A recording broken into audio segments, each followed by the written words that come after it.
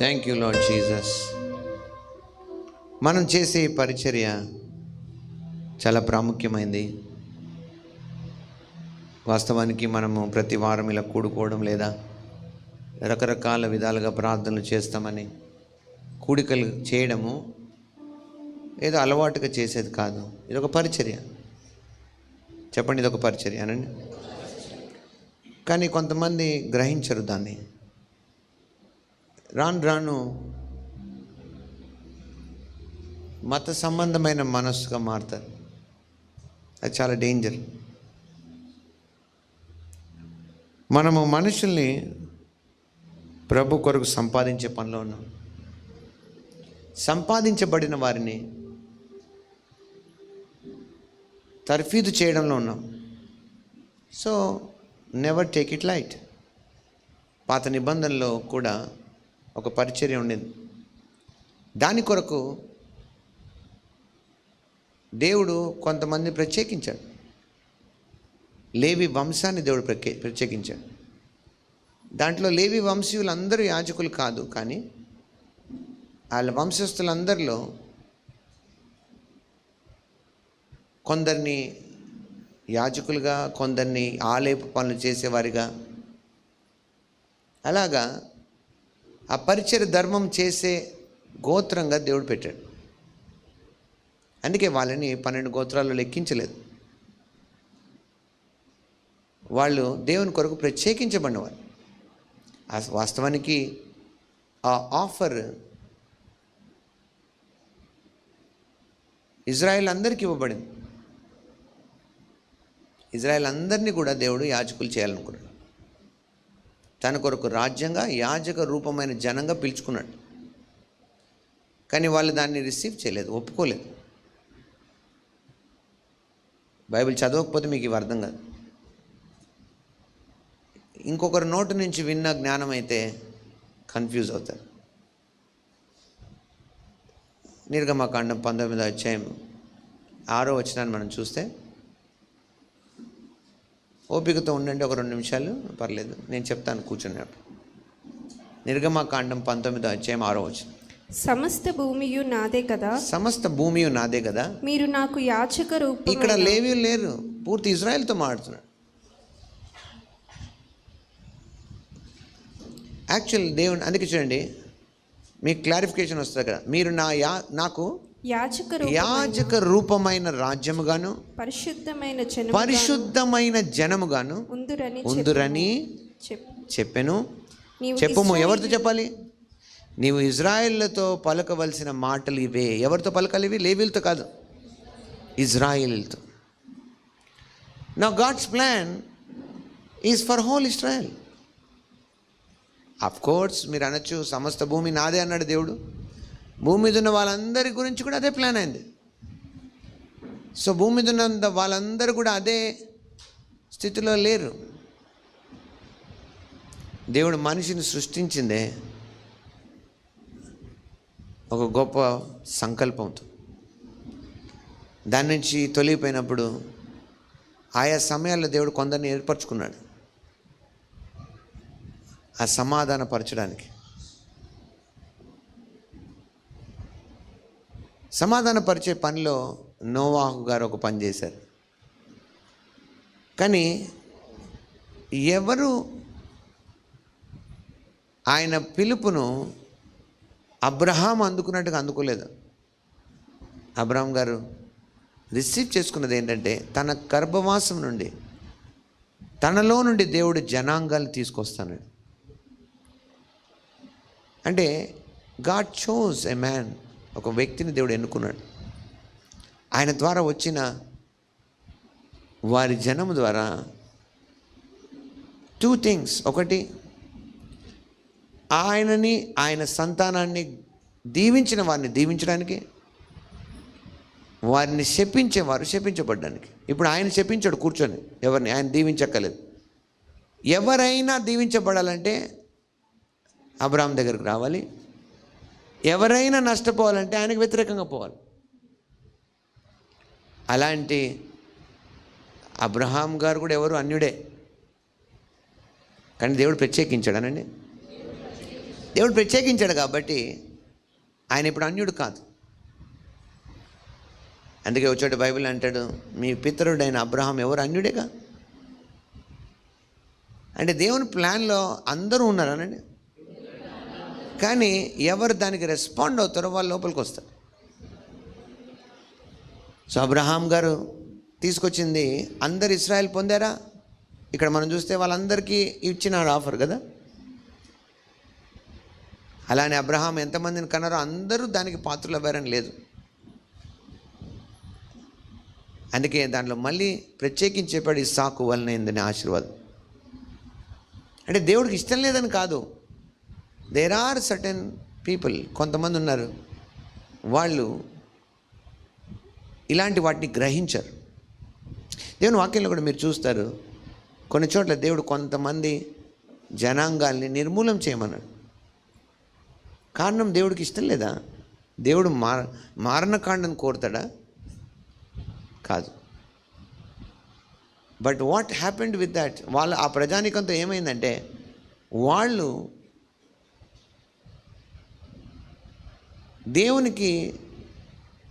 దేవునివి కాని సంగతుల్లోకి వాళ్ళు వెళ్ళిపోయారు. ఉదాహరణకి భూమి మీద నెఫీలీయులు ఉండారు, తర్వాత కూడా ఉన్నారని ఉంది.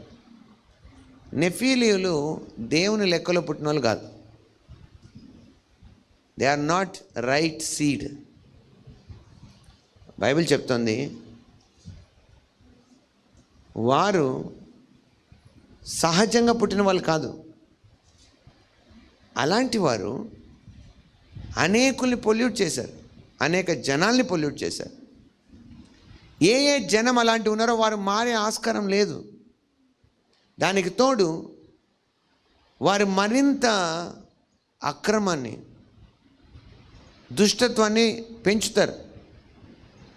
అందుకే దేవుడు కొన్ని అలాంటి పొల్యూటెడ్ జనాల్ని నిర్మూలన చేయమన్నాడు. వాళ్ళది ఏది ఉంచొద్దన్నాడు, అంటే ఈవెన్ వాళ్ళ జంతువులతో సహాను. బైబిల్ మీకు చదవకుండా అర్థం కాకుండా స్పిరిచువల్ సెన్స్ లేకుండా ఉంటే మీరు ఎందుకు ఇలా చేసి ఉంటాడు దేవుడు అనుకుంటారు. No, because they cannot be restored. వాళ్ళు తిరిగి సంపాదించలేం. రెస్టోర్ అయ్యగలిగిన వాళ్ళందరికీ వార్త పంపించాడు. ఆమేన్. ఉదాహరణకి యెరికో పట్టణం అంతట్లో రాహాబ్ తప్ప ఎవరు సేవ్ అవ్వలేదు. కాబట్టి నేను చెప్పే మాటకు అర్థం ఏంటంటే, సరే ఎవరో కొందరే అంట కదా ప్రవేశించేది, దేవుడు చిత్తమైతే ఆ దేవుడే రక్షించుకుంటాడులే అనడం కూడా కరెక్ట్ కాదు.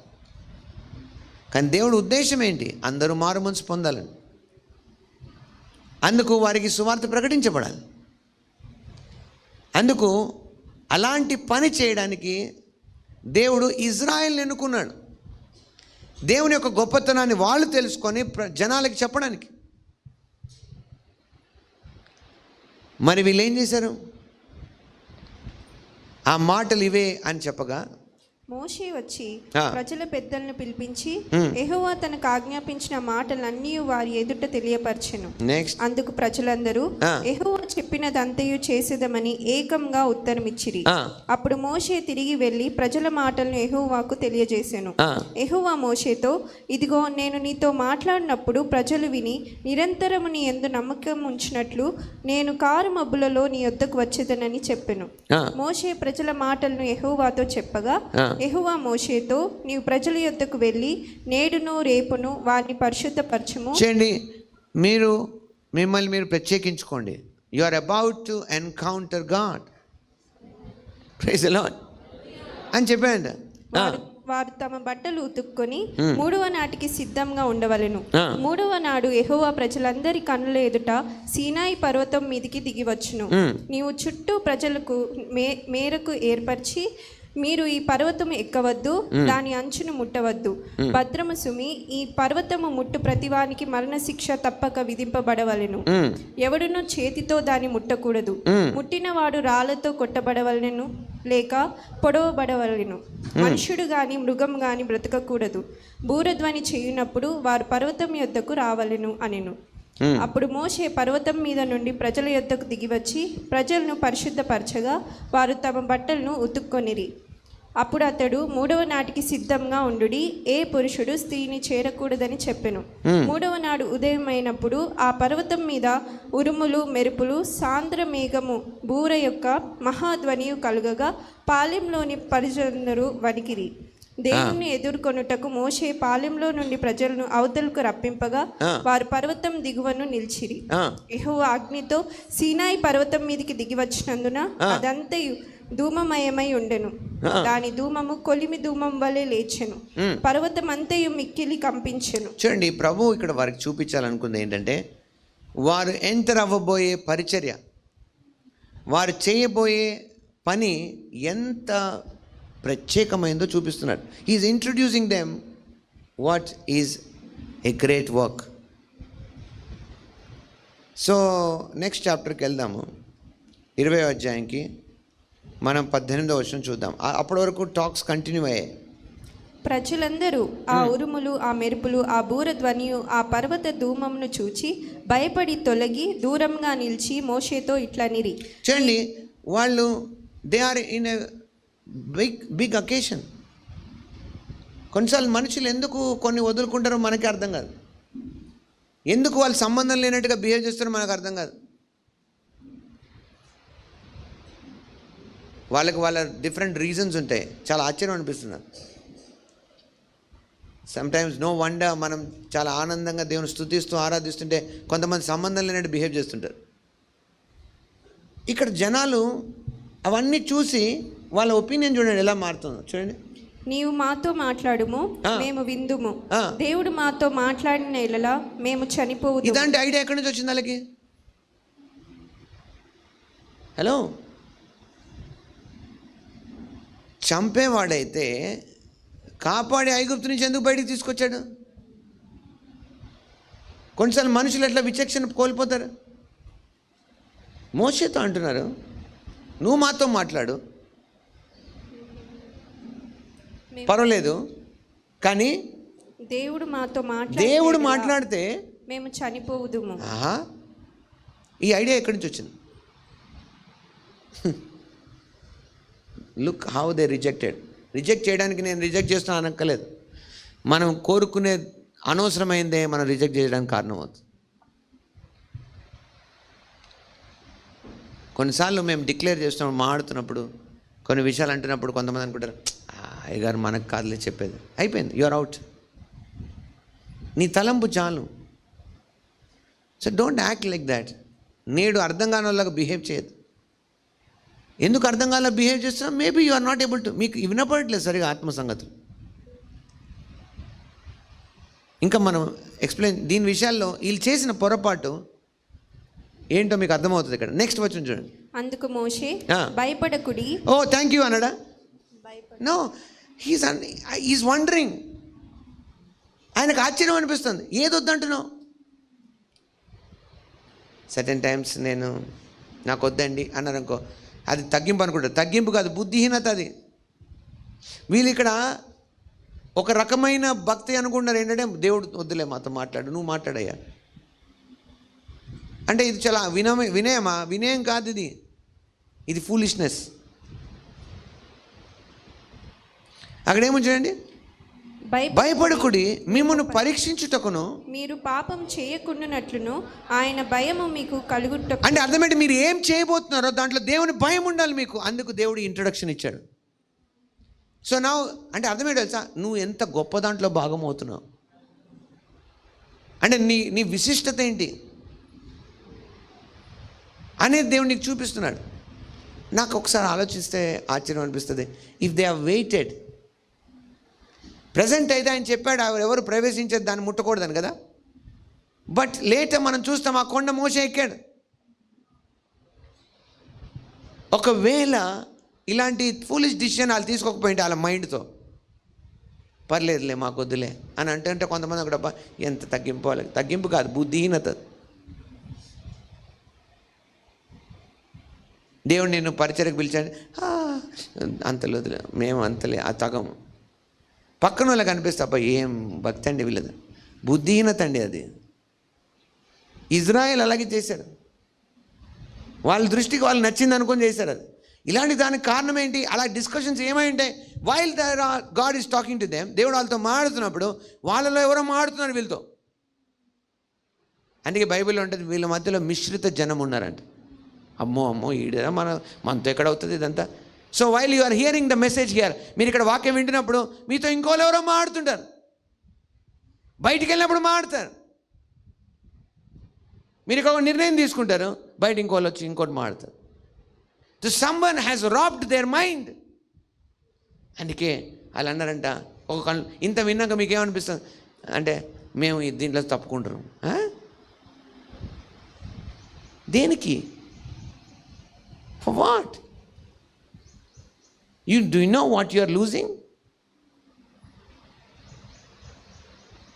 సమ్టైమ్స్ మనం ఏం పోగొట్టుకున్నామో మనకు తెలియకపోతే తర్వాత ప్రాధేయపడిన దొరకదు. ఏశావు మన ముందు ఎగ్జాంపుల్గా ఉన్నాడు.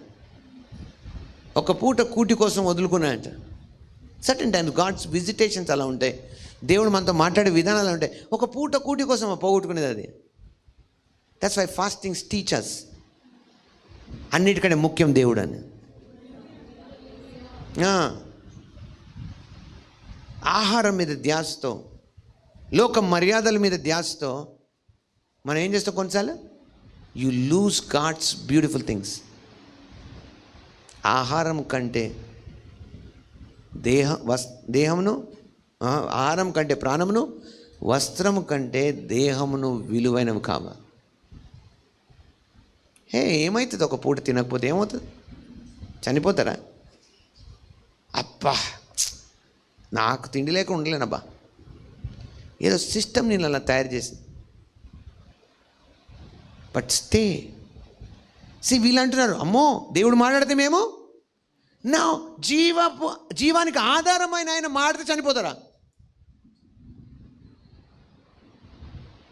ఎక్కడి నుంచి వచ్చింది జ్ఞానం? దయ్యముల జ్ఞానం ఇది,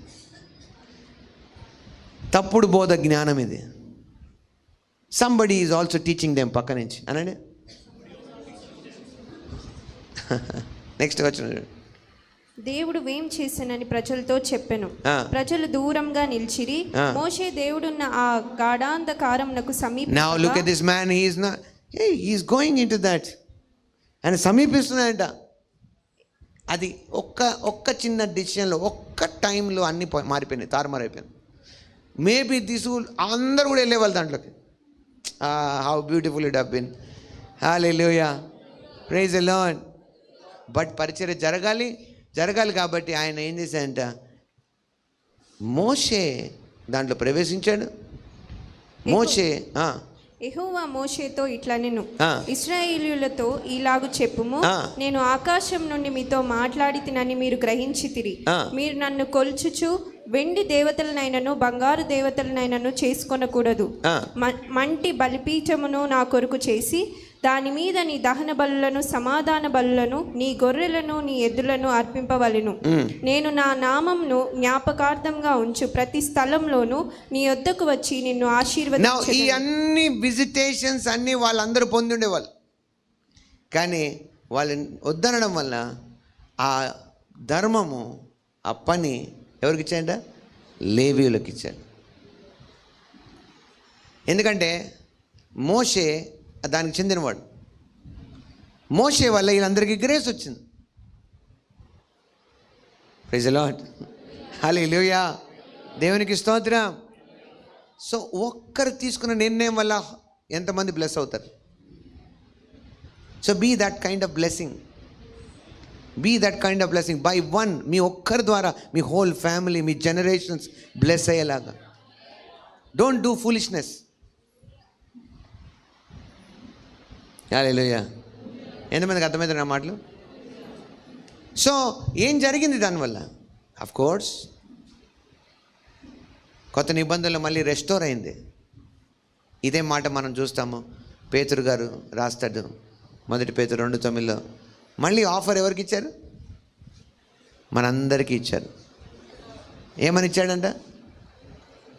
అయితే మీరు చీకటిలో నుండి ఆశ్చర్యమైన తన వెలుగులోనికి మిమ్మల్ని పిలిచిన వాని గుణాతిశయములు ప్రచురపరచుటకు ఏర్పరచబడిన వంశము, రాజులైన యాజక సమూహమును, పరిశుద్ధ జనమును, దేవుని సొత్తైన ప్రజలనై ఉన్నారు. అలాగే ప్రకటన గ్రంథం 1వ అధ్యాయం 5, 6, 7 వచనాలు చూద్దాం. నమ్మకమైన సాక్షియు, మృతులలో నుండి ఆది సంభూతుడుగా లేచిన వాడును, భూపతులకు అధిపతియునైన యేసు క్రీస్తు నుండి కృపా సమాధానములు మీకు కలుగును గాక. మనల్ని ప్రేమించుచు తన రక్తం వలన మన పాపం నుండి మనల్ని విడిపించిన వానికి మహిమయు ప్రభావమును యుగ యుగములు కలుగును గాక. ఆమేన్. హల్లెలూయా. ఆయన మనల్ని తన తండ్రియగు దేవునికి ఒక రాజ్యముగాను యాజకులుగాను చేసెను. ఇదిగో ఆయన మేఘారూఢుడై వచ్చుచున్నాడు. ప్రతి నేత్రము ఆయనను చూచును. ఆయనను పొడిచిన వారును చూచెదరు. భూజనులందరూ ఆయన చూచి రొమ్ము కొట్టుకొందురు. అవును. ఆమేన్. ఆమేన్. సో ఆయన మనందరిని ఏం చేశాడంట? ఒక రాజ్యముగాను యాజకులను గాను చేశాడు. మనం యాజకులం అనండి. నాకు పరిచర్య ఉంది. రక్షించబడిన మీ అందరికీ, మనందరికి కూడా పరిచర్య ఉంది. Praise the Lord, praise the Lord, praise the Lord. Hallelujah, hallelujah. దేవునికి స్తోత్రం కలుగును గాక. కాబట్టి మనకు పరిచర్య, ఈ పరిచర్యలో మన అందుకే ఊరికే రావట్లేదు, ఊరికే ఈ ప్రార్థనలు చేయట్లేదు. ఇది మన మినిస్ట్రీ. ఆమేన్. మనం పరిచర్య చేస్తున్నాం. హల్లెలూయా. మనం బైబిల్లో గమనిస్తాము, సంఖ్యాకాండం 16వ అధ్యాయం.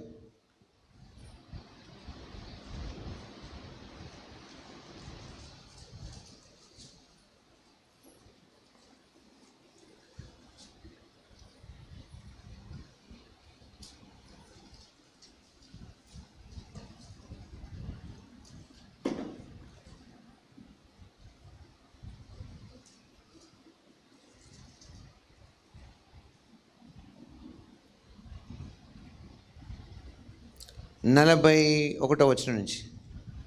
మరునాడు ఇశ్రాయేలీయుల సర్వ సమాజము మోషే అహరోనులకు విరోధంగా సనుగుచు. ఈ అధ్యాయం అంతా చాలా ఇంట్రెస్టింగ్ అధ్యాయం. తర్వాత టైం దొరికితే చదవండి.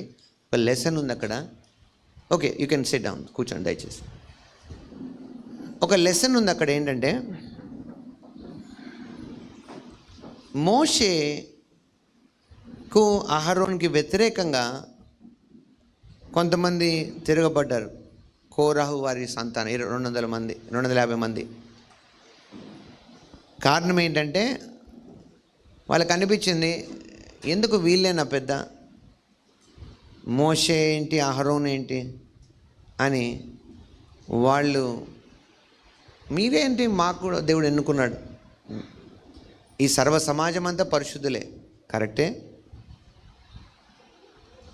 కానీ ఇక్కడ పరిశుద్ధుడు అనే మాట అధ్యాయంలో మీరు స్టార్టింగ్లో చదువుతారు. ఆ అర్థము మీరు అనుకున్నట్టుగా దేవునికి సంబంధించిన పరిశుద్ధత గురించి కాదు. అక్కడ ఆ మాటకు అర్థం ఏంటంటే, ఎవరు ఏర్పరచబడ్డారో, ఎవరు ఎన్నుకోబడ్డారో. సో మనం అప్పుడు దీస్ ఆర్ సమ్ థింగ్స్ మీరు బాగా అర్థం చేసుకోవాలి. సో మనం ఏర్పరిచి అప్గ్రేడ్ చేసేవన్నీ కూడా ఏదో మనకు తోచినట్టు కాదు. అవన్నీ కూడా మీ ఏర్పాటుని మీరు స్థిరపరచుకోవాలి. అందుకే 2వ పేతురు పత్రికలు కూడా ఉంటుంది, మీ పిలుపును ఏర్పాటును మరి నిశ్చయించుకోండి అని ఉంటుంది. చెప్పండి, అందరం పిలువబడ్డాం? ప్రతి ఒక్కరు పిలువబడ్డారు. ఎలా పిలువబడ్డారో మీరు తెలుసుకోవాలి. జనరల్గా మనం మాట్లాడితే చీకటిలో నుంచి వెలుగులోకి పిలువబడ్డామని చదువుతాం. అదేంటది? రక్షణార్థంగా మనందరం పిలువబడ్డాం, ఓకే. కానీ రక్షించబడిన మనము దేవుని యొక్క పనిలో ఆయా తలాంతులను బట్టి, ఆయా కృపావరాలను మనం అనుభవిస్తున్న కొలది పని చేయడానికి కూడా పిలువబడ్డాం. అది ఒక్కొక్కరికి ఆత్మ వివరించినప్పుడు, ఆత్మ ప్రత్యక్ష ద్వారా జరుగుతుంది. ఎఫెసీ 4వ అధ్యాయం దాన్ని ఎక్స్ప్లెయిన్ చేస్తుంది. ఎందుకంటే పరిచర్య ధర్మం జరగడానికి దేవుడు కొందరిని అని ఉంటుంది, అందరినీ అని ఉండదు. కొందరిని అపోస్తులను గాను, కొందరిని ప్రవక్తలు. దేనికోసం? అది దాని ముందు వచనం ఉంటుంది. పరిశుద్ధులు సంపూర్ణులగునట్లు. ఏంటంటే పరిశుద్ధులు సంపూర్ణులవుటకు క్రీస్తు శరీరము క్షేమాభివృద్ధి పొందినట్లు పరిచర్య ధర్మం జరుగుటకును ఆయన కొందరిని అని ఎందుకు అన్నాడు అంటే అందరికీ పిలుపున్న ఒక్కొక్క విధంగా మొదలు పెడతాడు వాళ్ళ జీవితాన్ని. ఆమేన్. ఎందుకంటే పూర్తిగా దేవుని శరీరంలో జరగాల్సినవన్నీ జరగాలి కాబట్టి.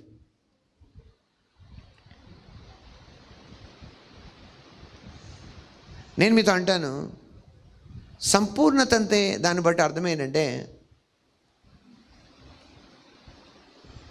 అన్ని విధాల పరిచర్లో కూడా ఉండగలిగిన వాళ్ళు ఉంటారు.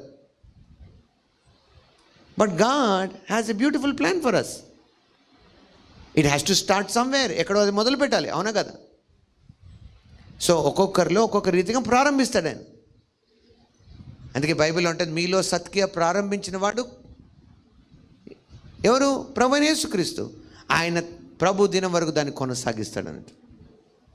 చాలా స్లోగా ఎందుకు చెప్తానంటే మీకు అర్థం అవ్వాలని. ఎంతమందికి అర్థమవుతుంది? సో మీలో మొదలవ్వాలి, ఎక్కడో అక్కడ పరిచయం అనేది మొదలవ్వాలి. బీయింగ్ పార్ట్, మీరు దాంట్లో భాగం అవ్వాలి.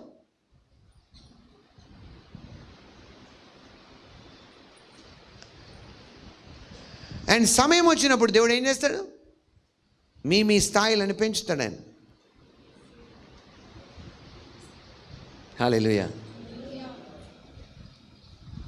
మరి మీరు ఏం చేస్తారు? ఏదైనా మొదలు పెట్టినప్పుడు, ఏ దాంట్లో భాగమైనప్పుడు, నేను రాత్రి కూడా ఉపవాస ప్రార్థనలో ముగింపు కూడికలో చెప్పాను, మీరు భాగమయ్యడానికి పిలువబడితే యు మస్ట్ బి మోర్, ఇంకెక్కువ కలుసుకోవడానికి ఇష్టపడాలి, ఎక్కువ పాట అవ్వడానికి ఇష్టపడాలి, ఏది స్కిప్ చేయకూడదు.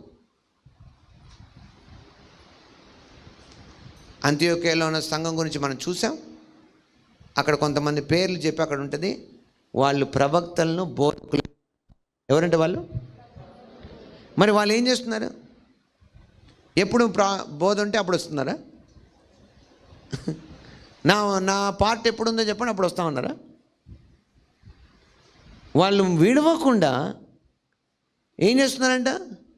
ఉపవాసముతో దేవుణ్ణి సేవిస్తున్నారంట. That means when you are part of this, you must be more active. So నీవు ఆశతో ఉన్నావు, బాగా ఉరవడిగా ఉన్నావు, ఏదో ఒక విధంగా పరిచర్యలో భాగం అవ్వాలనుకున్నావు, హెల్ప్ చేస్తున్నావు. దాని అర్థం ఏంటి? నీ పరిచర్య పనుల వరకే కాదు, ప్రార్థనలో ఉపవాసంలో కూడా కనబడాలి. That's why I wonder, many who are part of team, working team, వాళ్ళు ఉపవాస ప్రార్థనలో కనబడరు. I don't understand why. But వాక్యం ఏం చెప్తుంది? వాళ్ళ ప్రవక్తలు, బోధకులు, వారు ఏం చేస్తున్నారంట?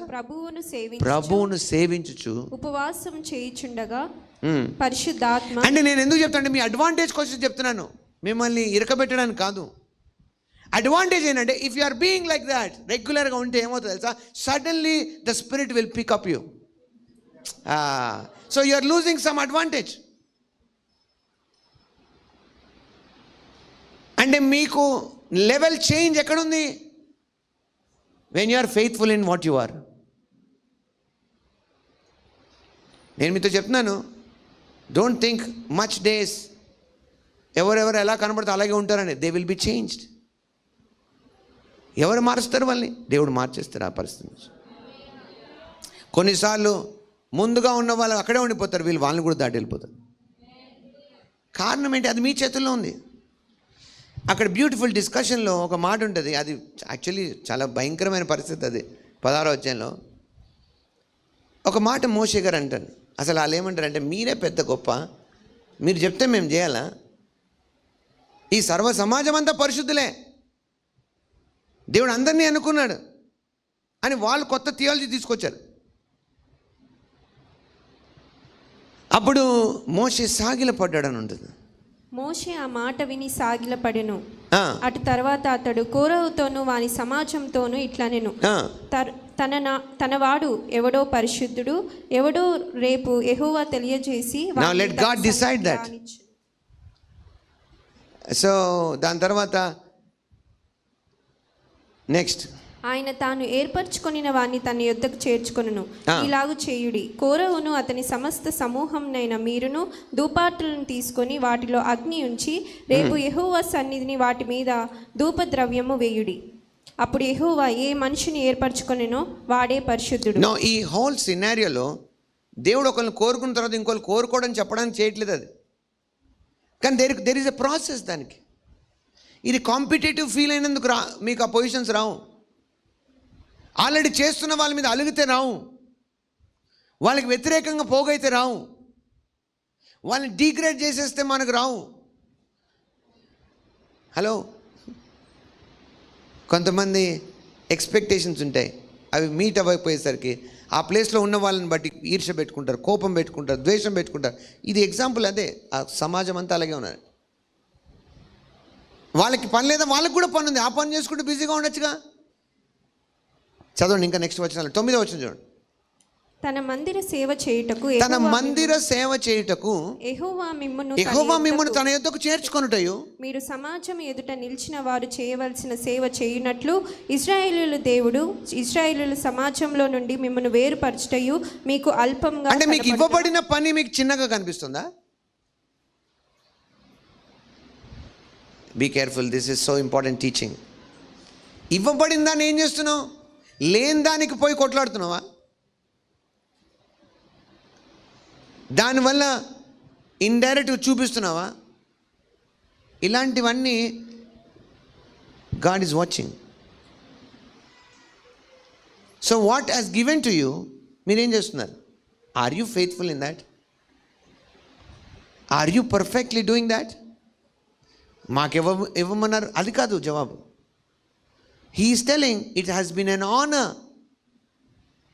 మన ఆయన పరిచర్య, ఆయన మందిరంలో ఏదో ఒక భాగం అవడానికి దేవుడు మనకు కృప ఇచ్చాడు. ఇమాజిన్ నువ్వు వచ్చి చైర్లో వేస్తావు, but you should feel it's an honour. నాకు దేవుడు ఈ కృప ఇచ్చాడు, ఈ ఛాన్స్ ఇచ్చాడు. నువ్వు వేసేటప్పుడు ఎవరు రావచ్చు, చూడకపోవచ్చు, కానీ యూ షుడ్ నాట్ సే ఎవరు చూస్తున్నారు నా పని. వాళ్ళేమో స్టేజ్లు ఎక్కి మైకులతో పాడతారు, వాళ్ళని అందరూ చూస్తారు. రివార్డ్స్ వచ్చినప్పుడు పాడిన వాళ్ళకంటే నీకే ఎక్కువ వస్తుంది రివార్డ్. మీకు అర్థమైతే ఎంత బాగుండదు నేను చెప్పింది. ఎందుకంటే పాడే వాళ్ళకి ఎక్కడో అక్కడ ప్రజల మెప్పు అనే రివార్డ్ వచ్చేసింది, వాళ్ళకి కావాల్సింది. నిన్నెవరు చూడలేదు కాబట్టి నీకు చాలా గొప్పది వస్తుంది. ఎందుకంటే ఎవరైతే కనబడేలా పనిచేశారో వాళ్ళ ఫలం వాళ్ళకి దొరికిపోయిందని ఉంది. అంటే ఇప్పుడు మనం నించొని పాడడం తప్ప, అయితే హైగారు అందరం బానిస్తాం, అది కూడా తప్పే. ఇప్పుడు ఇలా బాధ ఏంటంటే మేము కనబడట్లేదు, వాళ్ళే కనబడుతున్నారు అందరికీ.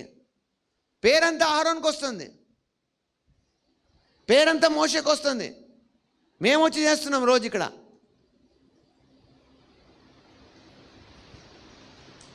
మేము కూడా మంచి డ్రెస్సులు వేసుకొని రావాలని ఉంటుంది అందరికంటే ముందు. మేము కూడా వంట చేసుకుంటూ మేమే పాత డ్రెస్సులాగా అయిపోయాం మేము అని రావచ్చు కోపం. మేబీ ఈ నెలంతా మనకు వంటలు పని లేదు కాబట్టి వంటల వాళ్ళు కూడా వినండి బాగా. ఇది కొన్నిసార్లు అంటే మీరు అలా ఆలోచిస్తున్నాను కాదు, ఆలోచించకపోయినా రావచ్చు రేపు ఆలోచన. కొంతమంది అనుకుంటే ఇప్పుడు వంటల పని లేదు కాబట్టి చర్చ కూడా రాక్కలేదు అనుకుంటుంది, అదొక టైప్. పరిచయం చేసే వాళ్ళు ఉన్నారు కాబట్టి చెప్తున్నాను. So this is not that. నా పని ఏముందో చెప్పండి, అప్పుడు వస్తాను. What is that you are telling? ఇది అలా కాదు.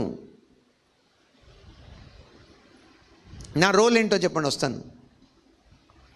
You already started to show off. ఆల్రెడీ నువ్వు అతిశయం మొదలుపెట్టావు, ఫెయిల్ అయ్యావు. ఎందుకు నువ్వు ఏర్పరచబడ్డావు ఏదైనా పనికి? So that you will be more attentive and more excited. Hallelujah. ఎంతమంది ఆ మాటలు అర్థమవుతున్నాయి? ప్రతిరోజు రండి ప్రార్థన చేద్దాం అన్నామనుకో, that is where God is testing you. Do you know? You have to do ministry. మీరు పరిచయం చేయాల్సి వచ్చినప్పుడు you have to run all these things. మీరు ఇలాంటివి రన్ చేయాల్సి వస్తున్నప్పుడు మీరు ఎక్కడైనా పోయి పరిచయం చేస్తే బ్రాంచ్ లాగా కదా, లేదా ఎక్కడైనా ఏదైనా చేస్తే మీరు ఇలాంటివన్నీ చేయాల్సి వస్తుంది. అప్పుడు మీకు వినని ప్రజలు పక్కన ఉంటే ఎలా ఉంటుంది? మాట్లాడరు ఇప్పుడు ఎవరు. Because what ever you so you will reap అని ఉంది బైబిల్.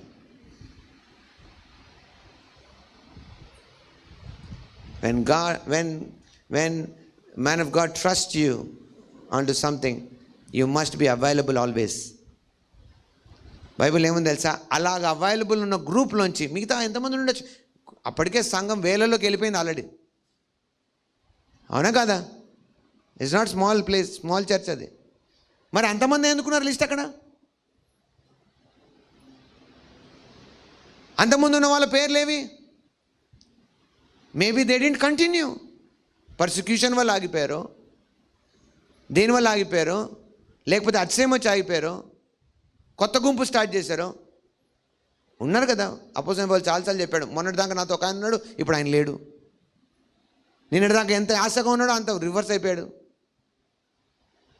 అండ్ ఈ ప్రేడ్, ఈ క్రైడ్, కన్నీళ్ళు కార్చాడని ఉంది. ఉన్న వాళ్ళ గురించి ఎప్పుడు కన్నీళ్ళు కారుస్తున్నాయంట. So understand these things. దైవజనుడు మోషే ఏమన్నాడు తెలుసా, దేవుడు తన మందిర సేవ చేయుటకు యెహోవా మిమ్మును తన యొద్దకు చేర్చుకొనుటయు మీరు సమాజం ఎదుట నిలిచిన ఆయన అనుకొని ఉంటే ఇజ్రాయెల్ అందరూ రిజెక్ట్ అయిపోయినట్ట, మనం కూడా రిజెక్ట్ అయిపోవచ్చు. But God is graceful to us. మన దేవుడు ఎన్నుకున్నాడు. ఈ థాట్ ప్రాసెస్ మారితే ఎంత బాగుండు. నేనే ఉండాలి ఇక్కడ, ఎప్పుడు నాకే పడింది. అందరూ వెళ్ళిపోతారు వాళ్ళ దారుణాలు, నేనే చేసుకోవాల్సి వస్తుంది. But how much you are rewarded. దేవుడు మామూలుగా రివార్డ్ చేయడు. ఒక్క తలాంతుకు బదులు సంపాదించిన వాడికి 10 తలాంతులు సంపాదించి 10 పట్టణాలు ఇచ్చాయంట.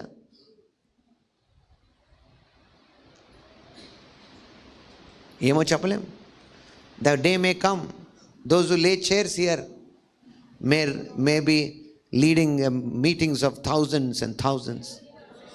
వాళ్ళ కోసం చైర్లు వేసే వాళ్ళు వస్తారు, వాళ్ళ కోసం పరిచయం జరుగుతారు. And you are still behind them. వాళ్ళు తిట్టుకుంటూ ఉంటారు, ఎట్లా ఏంద్ర you will think. But one day will come, వాళ్ళ కోసం అన్ని స్టేజ్ సెట్ అవుతాయి. Praise the Lord. And that also need. అలా ఊరికే చైర్లు వేసేందుకు కాదు, అంటే రేపు అందరూ వచ్చి చైర్లు వేస్తామంటే. The way you listen and respond to God's call. ఎన్నిసార్లు మనం చదువుతాం బైబిల్లో. నేను మీకు చదివి చెప్తున్నాను, నేను ఆ మాట కూడా అనక్కర్లేదు. ఎందుకంటే నేను ఎప్పుడైతే నేర్చుకోవడానికి దైవజనులతో తిరిగినప్పుడు నేను ఏ రోజు ఊహించలేదు నేను ఏ స్థాయిలో పనిచేస్తానని. నాకు తెలిసిందల్లా ఒకటే ఏంటో తెలుసా, అప్పుడు వరకు వాళ్ళని చూడడం తప్ప ఏం తెలియదు నాకు, వేరేదేం తెలియదు. నా ప్రపంచం అప్పుడు వాళ్ళే. నాకు దీనివల్ల ఏమొస్తుంది, ఎంత వస్తుంది ఏం ఆలోచించలేదు అసలు. అంటే అలా కూడా ఎక్స్పెక్ట్ చేసే తప్పు కాదు, కానీ ఆటోమేటిక్గా ఆ చేంజెస్ రావడం చూసి నేనే ఆశ్చర్యపోయాను. నేను ఇప్పటికీ తింటున్నాను ఆ ఫలాన్ని, ఎప్పటికీ తింటాను కూడా. నేను మీతో ప్రాధేయపడేది అదే, be part and do something. అన్నిటికంటే ముఖ్యంగా మనము ఈ మందిరాన్ని పిలిచేది ప్రార్థనా మందిరం. So come and participate in prayers. Don't behave like VIPs. You are church, you are family. If you have time, come. Amen. ఎంతమంది నాతో ఉన్నారు? Don't behave, don't say all lazy excuses. Take time. ఎంతమంది అర్థమవుతుంది అన్నమాట? సమయం ఉంది, వీలుంది, come. సమయం తీయండి, రండి. Please be part of these prayers. మనమందరం కలిసి పరిచర్య చేస్తున్నాం. ఏం పరిచర్య మీకు చూపిస్తాను. దాని తర్వాత ఏమైంది? ఆయన నిన్నును నీతో లేవీయులైన నీ గోత్రపు వారినందరినీ చేర్చుకునేను కదా, అయితే మీరు యాజకత్వం కూడా కోరుచున్నారు. అప్పటికి అది ఇవ్వబడలేదు అందరికీ. సో వెయిట్ చేసేది ఉండే. బైబిల్లో మనం చూస్తాం, ఏలీ ఇంటి వారందరూ యాజకులుగా ఉండాలని పిలువబడ్డారు కదా. కానీ అతను చేసిన పొరపాటు వలన, వాళ్ళ పిల్లలు చేసిన దానివల్ల అది తీసి సమూయేలుకి దేవుడు ఇచ్చాడు. అహరోను వారి తర్వాత పిల్లలు ఒకవేళ ఫెయిల్ అయితే మేబీ కోరకు దేవుడు ఇచ్చేవాడేమో. అవునా కాదా? దేవుని చేత పొందడం మంచిది అనండి. Praise the lord. Maybe whatever is the reason, God would have given them. అలా ఆశ అది కరెక్ట్ అయితే God would have given them. వాక్యంలో మనం అందుకే చదువుతాం, చిన్న వాటిలో నమ్మకం ఉన్నప్పుడు దేవుడు ఏం చేస్తాడు? పై వాటి. జోక్ అనుకోకండి ఇవన్నీ. నెక్స్ట్, ఇందు నిమిత్తము నీవును నీ సమస్త సమాజమును యెహోవాకు విరోధంగా పోగై ఉన్నారు. మాకు కాదు, మీరు పోగైంది విరోధంగా. ఎవరికి? యెహోవాకు. అహరోను ఎవడు? అతని విరోధంగా మీరు సనగనేలా. అప్పుడు మోషే ఏలియాబు కుమారులైన దాతాను అబీరాములను పిలువనంపించెను. అయితే వారు, సో వెనెవర్ యు గో, మీరు దేవుని దైవజన్ వెనకాల గుణిగి సనిగినప్పుడు రిమెంబర్, నువ్వు ఎవరికి సనుగుతున్నావు? వాళ్ళు కరెక్టా రైటా, మీ ముందు బలహీనులా, ఎవరో అనవసరం. బట్ మీ ఇంట్లో మీరు ఎక్కడున్నా, when you talk against me, you are talking against God. Mind your language then. ఇంకిద్దరికి పోగాయి అంతే, ఆయన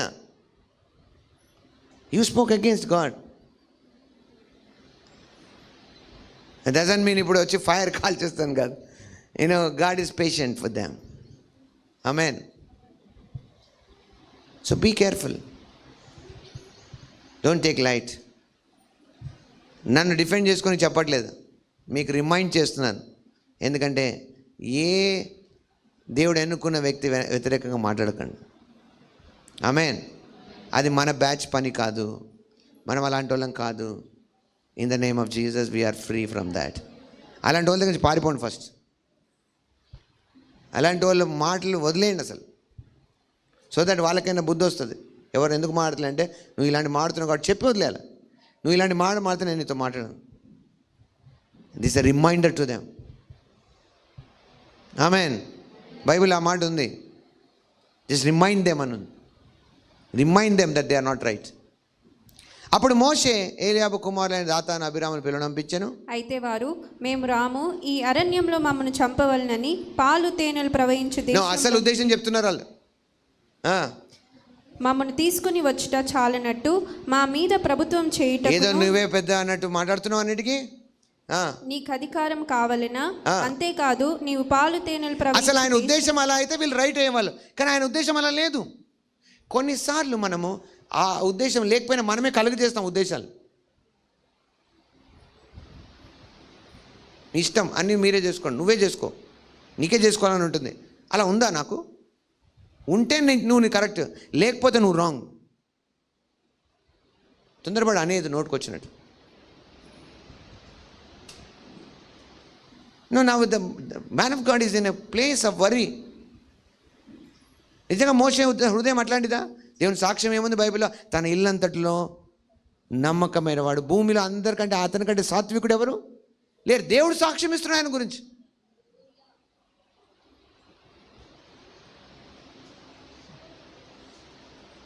కొన్నిసార్లు మనం వచ్చు, మేబీ ఆయనకు వాళ్ళే ఇష్టం. అలా ఉందా నిజంగానే? ఉంటే నువ్వు రైట్, లేకుంటే బీ కేర్ఫుల్. ఈ మాటలు జాగ్రత్తగా మాట్లాడాలి మనం. These things cost so much. ఎంత కాస్ట్ అయింది? నీవు పాలు తేనెలు ప్రవహించు దేశంలోనికి మమ్మల్ని తీసుకొని రాలేదు. అంటే నేనేం గురి లేకుండానే పరిచయం జరుగుతుందా? మనం ఎక్కడికి వెళ్ళకుండానే ఇక్కడ తిరుగుతున్నాం ఊరికే? ఏదో ఒక టైంపాస్ కావాలని చేస్తున్నామా? No, there is something we are achieving by this. మనం సాధిస్తున్నాం. హల్లెలూయా. దట్స్ వై నేను మెనీసార్లు మీతో చెప్తాను ఏంటో తెలుసా, మనం కలిసి పోరాడుతున్నాం. We are on war. హల్లెలూయా. దేవుని స్తోత్రం. So I don't guarantee you that అందరు మిమ్మల్ని సపోర్ట్ చేస్తారండి. దీంట్లో ఎన్ని వీలైతే అన్ని రకాలుగా అపవాది మీకు వ్యతిరేకాలు తేవచ్చు. యేసుప్రభు వారితో ఉన్న శిష్యులకి ఎన్నో వ్యతిరేకతలు వచ్చాయి కదా.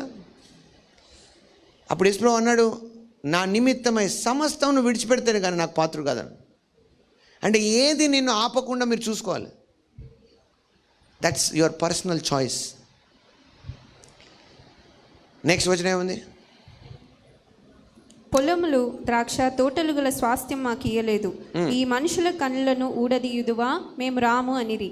అంటే వీళ్ళందరూ వీళ్ళందరినీ మాటలతో గుడ్డోళ్ళని చేస్తున్నావు అని చెప్పారు. నెక్స్ట్, అందుకు మోషే మిక్కిలి కోపించి, నీవు వారి నైవేద్యంను లక్ష్య పెట్టకుము, ఒక్క గాడిదనైనను వారి యొద్ద నేను తీసుకొనలేదు, వారిలో ఎవనికి నేను హాని చేయలేదని యెహోవా యొద్ద మనవి తట్టుకోలేక అన్నాడంట దేవా. వీళ్ళ నైవేద్యం, వాళ్ళు ఇప్పుడు పోటీ పడుతున్నారు కదా, ముందు ప్రేయర్ చేశాడు ఆయన, don't consider them, even understand. దేవుడు ఎన్నుకున్నప్పుడు ఆ మనిషికి శక్తి కూడా ఉంటుంది, so that they can pray against your prayer. సాధ్యంగా ఎవరు చేయరు, అట్లా మామూలుగా ఎవరు చేయరు, కావాలని చేయరు. ఎందుకంటే దే కెన్ స్టిల్ డూ. అందుకే అపోస్తలుడైన పౌలు కూడా మనం చూస్తాము, నా ఈ వ్యక్తిని నేను సాతానుకు అప్పచెప్తున్నాను, that is a rare case అనండి. So don't go to a level where you are, మనం మినిస్ట్రీకి అడ్డుపడేంతగా. ఇవన్నీ మనం లేనప్పుడే నేర్చుకుంటే మంచిదనండి. It's better to learn now, not to get into trouble, because the days are going to be like that. రాబోయే దినాలు మీరు చాలా ఈ పరిచర్య విషయంలో వ్యక్తిగతంగా తీవ్రంగా ఉండాలి. చెప్పండి, నేను వ్యక్తిగతంగా తీవ్రంగా ఉంటాను, పర్ఫెక్ట్గా ఉంటాను. నాలో దేవుడు పెట్టిన ఈ యొక్క మంటను నేను కాపాడుకుంటాను. ప్రైజ్ ది లార్డ్, హల్లెలూయా, హల్లెలూయా. ఎందుకంటే రాను రాను వేరైపోతూ ఉంటుంది గుంపు, సమయం ఇంకెక్కువ లేదు. సో మనకు పని ఉంది, పరిచర్య ఉంది. సో ఇదంతా పరిచర్య ఫోకస్లో ఉన్న వాళ్ళేమో డిఫరెంట్ పిక్చర్గా చూస్తున్నారు వాళ్ళని. నేను మీకు చెప్తున్నాను, కేవలం పాటలు పాడి ఫీల్ అవ్వడానికి కాదు. Whatever is mine is for the kingdom. అది మనందరి ఆశయం ఉండాలి. నాకు సంబంధించినవన్నీ దేవుని రాజ్యానికే చెందాలి. ప్రైజ్ ది లార్డ్, హల్లెలూయా. When it comes anything I put kingdom first. అది నా ఆలోచన. అలాంటి వాళ్ళే యుద్ధంలో పనికొస్తారు. ఆమేనండి, ప్రైజ్ ది లార్డ్. ఇది మనం ఎవరితోనో పోరాడే యుద్ధం కాదు, మనం గెలుస్తున్నాం ఆల్రెడీ, ఎప్పటికీ గెలుస్తాం. దేవుని స్తోత్రం కలుగును గాక. అందుకే ఆత్మ సంగతులు చెవిగల వారు విందురు గాక. హల్లెలూయా, దేవుని స్తోత్రం. సో దీస్ హోల్, ఆ సమాజం అంతా కూడా వాళ్ళకి అర్థం కావట్లేదు. Somebody he's taught them wrong. మిగతా వాళ్ళందరూ ఎందుకు ఫాలో అవుతున్నారు? 250 మంది సమకూడారు వాళ్ళతో. ఎందుకు? వాళ్ళు బలయ్యారు దానికి. అంటే వాళ్ళందరిలో సేమ్ ఫీలింగ్ ఉంది. గుంపు మేలుకే కాదు, బలహీనత కూడా కూడతారు. But which group you are, be careful. Next, మరియు మోషే కోరహుతో, నీవును నీ సర్వ సమూహంను అనగా నీవును వారును అహరోనును రేపు యెహోవా సన్నిధిని నిలవవలెను. మీలో ప్రతి వాడును తన తన ధూపార్తిని తీసుకొని వాటి మీద ధూప ద్రవ్యం వేసి ఒక్కొక్కడు తన ధూపార్తిని పట్టుకొని 250 ధూపార్తులను యెహోవా సన్నిధికి తేవలెను. నీవును అహరోనును ఒక్కొక్కడు తన ధూపార్తికి తేవలెను అని చెప్పెను. కాబట్టి వారిలో ప్రతి వాడును తన ధూపార్తిని తీసుకొని వాటిలో అగ్ని ఉంచి వాటి మీద ధూపార్తి అంటే దాంట్లో మనము ధూపార్తికి ఉన్న ప్రత్యేకత ఏంటంటే, పాత నిబంధనలో ఉన్న మందిరంలో అతి పరిశుద్ధ స్థలంలో ప్రవేశించే ముందు వాళ్ళు ఏం చేయాలంటే బలిపీఠం మీద నిప్పులు తీసి పరిమళ ద్రవ్యాలన్నీ కలిపి ధూపం వేయాలి. అంటే అది దేవుని సన్నిధిలోకి ప్రవేశానికి ముందు వాళ్ళు అది చేసినప్పుడు వాళ్ళు అంగీకరించబడతారు దేవునితో. దానికి ఒక స్పెషల్ థింగ్ ఏంటంటే నిప్పులు బలిపీఠం నుంచి రావాలి. సో యాజకుడుగా ఆయనకు యాక్సెస్ ఉంది బలిపీఠం మీద. ఇప్పుడు వీళ్ళు యాజకులు కాదు కాబట్టి వీళ్ళకి యాక్సెస్ లేదు బలిపీఠానికి.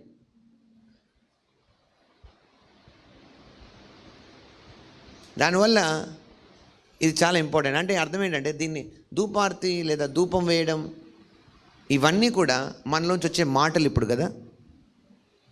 అంటే అన్ని ధూపాలు అన్ని ధూపం వేయడము ఒకటి కాదు. అందుకే మనం ప్రార్థన విషయంలో మాటలు కానీ పాటల్లో ఉన్న మాటలు కానీ చాలా కేర్ఫుల్గా చూస్తాం. ఏదో ఒక పాట కాదు, ఏదో ఒక ప్రార్థన కాదు. సో వాళ్ళు ఇప్పుడు ఎక్కడి నుంచి చేస్తారు? 250. పోనీ వాళ్ళకి అది కూడా తెలియదు, అది దాని మీద తేవాలని. సో అక్కడే వాళ్ళు డిసైడ్ అయింది వాళ్ళది. తర్వాత ఏమైంది? కోరహు ప్రత్యక్షపు గుడారం యొక్క ద్వారం నొద్దకు సర్వ సమాజంను వారికి విరోధంగా పోగు చేయగా యెహోవా మహిమ సర్వ సమాజమునకు కనపడెను. అప్పుడు యెహోవా, మీరు ఈ సమాజంలో నుండి అవతలికి వెళ్ళుడి, క్షణంలో నేను వారిని కాల్చివేయుదునని మోషే అహరోనులతో చెప్పగా వారు సాగిలపడి, సమస్త శరీరాత్మలకు దేవుడవైన దేవా, ఈ ఒక్కడు పాపం చేసినందున ఈ సమస్త సమాజం మీద నీవు కోప్పడుదువా అని వేడుకొనిరి. అప్పుడు యెహోవా మోషేకు ఇలాగు సెలవిచ్చెను, కోరహు, దాతాను, అబీరాముల యొక్క నివాసముల చుట్టుపట్ల నుండి తొలగిపోవుడని జన సమూహంతో చెప్పుము. అప్పుడు మోషే లేచి దాతాను, అబీరాముల యొద్దకు వెళ్ళగా ఇశ్రాయేలుల పెద్దలు అతని వెంట వెళ్ళిరి. అతడు, ఈ దుష్టుల గుడారముల యొద్ద నుండి తొలగిపోవుడి. ఎందుకు వీళ్ళు సడన్ గా ఇలా అయిపోయారు? నా ప్రేమ దేవుని పిల్లలు, వాళ్ళ అన్యాజ్ఞని తెచ్చారు. దేవుడు కోరుకున్న విధానం కాకుండా వేరే రకంగా చేశారు. సో ఆ పూర్తి సినారియోలో మనకు కనిపించేది దేవుడు ఎలా కోరుతున్నాడు అనండి, అలాగే ఆయనకు చేయాలి, దాన్ని నేర్చుకొని చేయాలి. అది మంచిదనండి. ఒకప్పుడు దేవుడు సహించడేమో, ఇప్పుడు దేవుడు మనం మారు మనసు పొందాలని కోరుతున్నాడు. సంఘం పర్ఫెక్ట్గా ఉండాలని కోరుతున్నాడు. సో కొన్ని సమయాలు ఉంటాయి, మనం కలిసి ప్రార్థన చేయాలన్నప్పుడు ప్రార్థన చేయాలి, అన్నీ విడిచి. ఇదే అధ్యాయంలో మళ్ళీ కిందకి వెళ్దాం, మనం 46వ వచనానికి వెళ్దాం. So leave that. దాని తర్వాత ప్రజలు మళ్ళీ సనిగారు. దాని తర్వాత పరిస్థితి ఏమైందంటే 46వ వచనంలో, అప్పుడు మోషే, నీవు ధూపార్తిని తీసుకొని బలిపీఠపు నిప్పులతో నింపి. చూసారు ఇక్కడ నిప్పులు ఎక్కడి నుంచి రావాలి? బలిపీఠపు నిప్పులతో. బలిపీఠం మీద ఏం జరుగుతుంది మరి? సాక్రిఫైసెస్ జరుగుతాయి. బలిపీఠం మీద నిప్పులకి మామూలు నిప్పులకి బయట రాజుకొని పెట్టుకొచ్చే నిప్పులకి తేడా ఏంటి? బలిపీఠం మీద ఉన్న నిప్పులు ఆ మాంసాన్ని కాల్చి ఉంటాయి, సాక్రిఫైస్తో నిండి ఉంటాయి. కాబట్టి వాటి దేవుడు కోరుకున్నాడు. సో మీ సాక్రిఫైస్ ఏది? When we say come and pray, where is sacrifice? వీలుంటే కాదు, మీకు టైం దొరికితే కాదు చేసేది. Come, take time.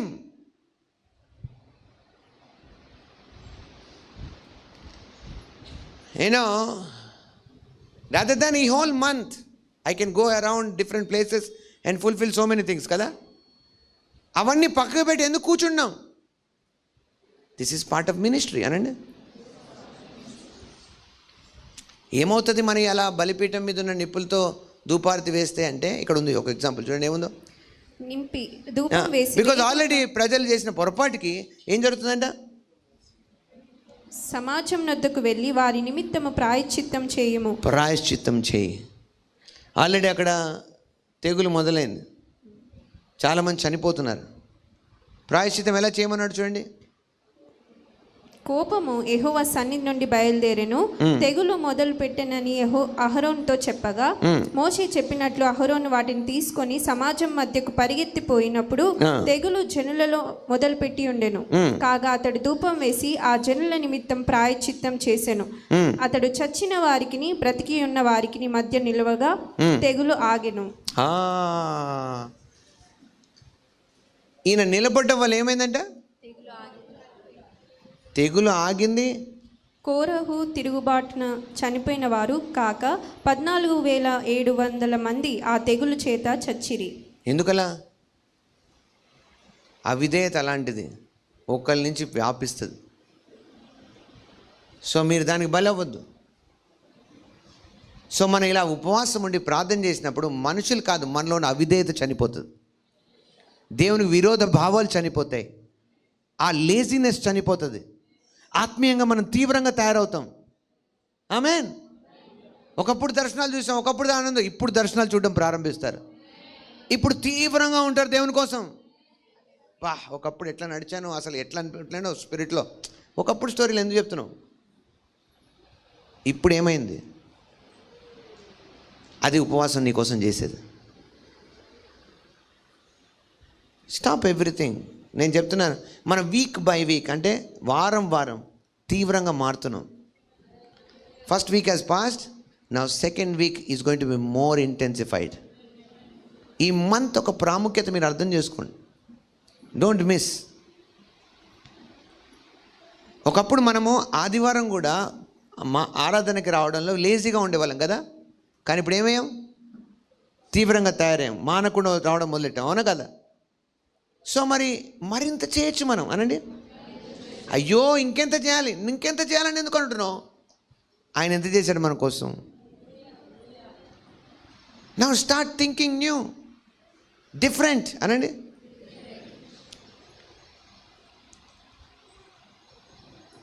Praise the lord, హల్లెలూయా. ఏం జరుగుతుంది అంటే, మనం ప్రార్థించినప్పుడు అక్కడ ఏం జరిగింది? ఇప్పుడు మనందరం కూడా దేవుడు ఏం చేశాడు? యాజక రూపమైన జనంగా ఏర్పరచుకున్నాడు. ఇది మన పరిచర్య. మనకు ఉండాల్సిన ప్రశ్నలు, ముఖ్యమైన ప్రశ్నలు, దేవుడు ఏం కోరుతున్నాడు నా నుండి అనండి. అడగండి, మీతో మీరు అడుక్కోండి ఈ ప్రశ్న. దేవుడు నా నుంచి ఏం ఎక్స్పెక్ట్ చేస్తున్నాడు? నెంబర్ 2, ఏం ఆలోచిస్తున్నాడు దేవుడు నా గురించి అనండి. ఇవి అడిగినంత త్వరగా అయిపోయే క్వశ్చన్స్ కాదు. నెంబర్ 1 క్వశ్చన్ ఏం అడిగాను? అసలు ఏం ఎక్స్పెక్ట్ చేస్తున్నాడు దేవుడు నా నుంచి?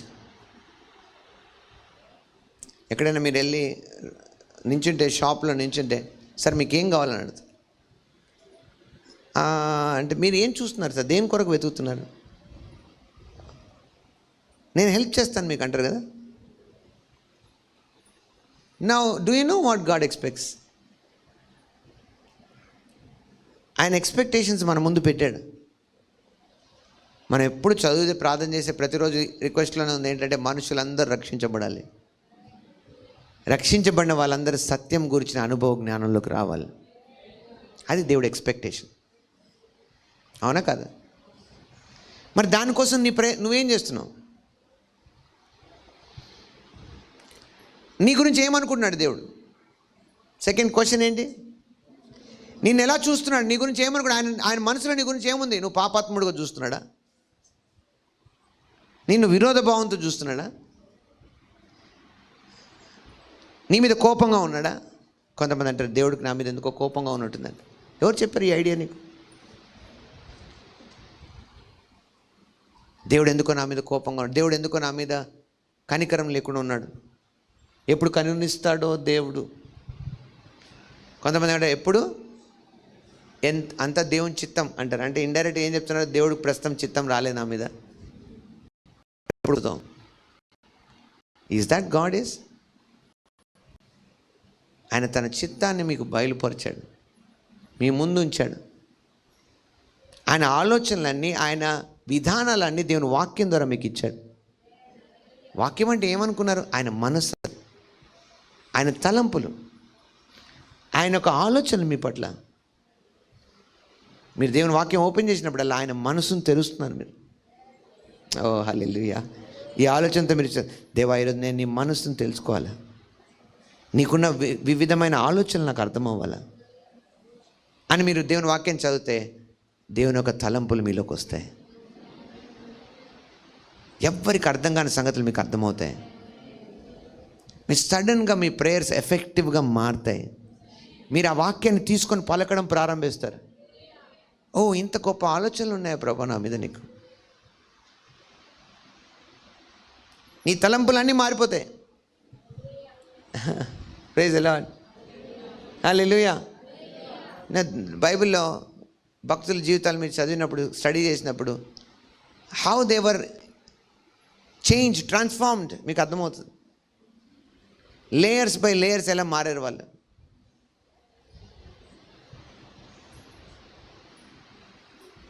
దావీదు గురించి మనం ఆలోచిస్తే, దావీదు రాజు ఆయన హృదయం గురించి మాట్లాడుతూ ఒక కీర్తన అంటాడు, 27వ కీర్తనలో ఉంటుంది.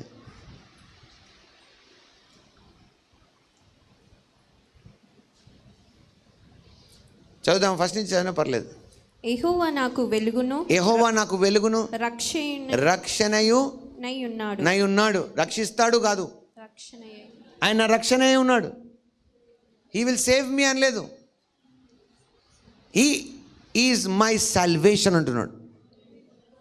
ఆయన నా వెలుగు, నా రక్షణ. నేను ఎవరికి భయపడుతును? యెహోవా నా ప్రాణదుర్గము. యెహోవా నా ప్రాణదుర్గము. ఎవరికి వెరుతును? నా శరీర మాంసం తినుటకై దుష్టులు నా మీదికి వచ్చినప్పుడు, నన్ను బాధించు శత్రువులు నా మీదికి వచ్చినప్పుడు వారు తొట్టిల్లి కూలిరి. నాతో యుద్ధం చేయుటకు దండు దిగినను నా హృదయము భయపడదు. నా మీదికి యుద్ధం రేగినను దీనిలో నేను ధైర్యం. ఈ మాటకి ఆయన ఉన్న పొజిషన్కి, ఆయన ఉన్న స్థాయికి బట్టి ఆయన రోజు పరిస్థితులు ఇవే. ఆయనకు వ్యతిరేకంగా చాలామంది ఉంటారు. ఆయన రాజు, పొలిటికల్గా, దాని తర్వాత మిలిటరీగా యాక్షన్స్ తీసుకోవాలి. ఆయన రాజకీయపరమైన నిర్ణయాలు తీసుకోవాలి, యుద్ధపరమైన నిర్ణయాలు తీసుకోవాలి, కొన్ని ఇతర దేశాలతో సమాధాన పడాలా, యుద్ధానికి పోవాలా ఆలోచించాలి, చాలా రకాల ప్రణాళికలు వేయాలి. అలాంటి వాటి మధ్యలో ఆయన మాట్లాడుతూ అంటున్నాడు, ఇన్ని పరిస్థితులు నా చుట్టూ ఉన్నా నాతో యుద్ధము చేయుటకు దండు దిగిన. ఆల్రెడీ ఇన్ఫర్మేషన్ వచ్చింది, ఫలానా చోట ఆల్రెడీ రెడీగా ఉన్నారు సార్ మన మీద అటాక్ చేయడానికి. మీరేమంటారు? చూడండి, జస్ట్ ఇమాజిన్ లైక్ దిస్. ఆయనతో అన్నారంట, సార్ నీ మీద దండు రెడీగా ఉంది సార్, ప్లాన్ చేస్తున్నారు వాళ్ళు,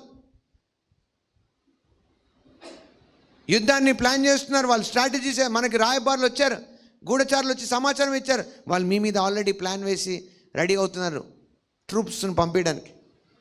అంటే నా హృదయము భయపడదు, నా మీదికి యుద్ధం రేగినను దీనిలో నేను ధైర్యం విడవకు. ఇదేంటే అంటే అవన్నీ okay, it's not the problem, అదేం పెద్ద విషయం కాదంటున్నాడు.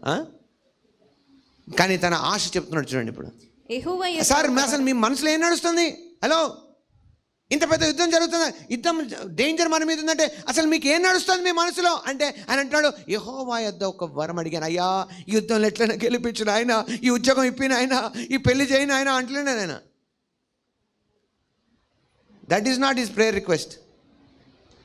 యెహోవా యొద్ద ఒక్క వరం అడిగితేనే దాన్ని నేను వెదకుచున్నాను, యెహోవా ప్రసన్నతను చూచుటకును, ఆయన ఆలయంలో ధ్యానించుటకును నా జీవిత కాలం అంతయు నేను యెహోవా మందిరంలో నివసింపగోర్చున్నాను. Hey, what is your prayer request అంటే యుద్ధంలో గెలవాలి. That is not a point అన్నాడు. He never prayed for his enemy.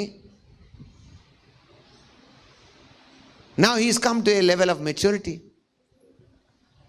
ఆయన అంటున్నాడు, అవన్నీ ఇంపార్టెంట్ కాదు, ఒకటి ఇంపార్టెంట్ ఉంది, అది దానివల్ల అన్నీ జరుగుతాయి. నా ఈయన కోరిక ఏంటంటే, నా జీవిత కాలం అంతయు నేను యెహోవా మందిరంలో నివసింపగోర్చున్నాను.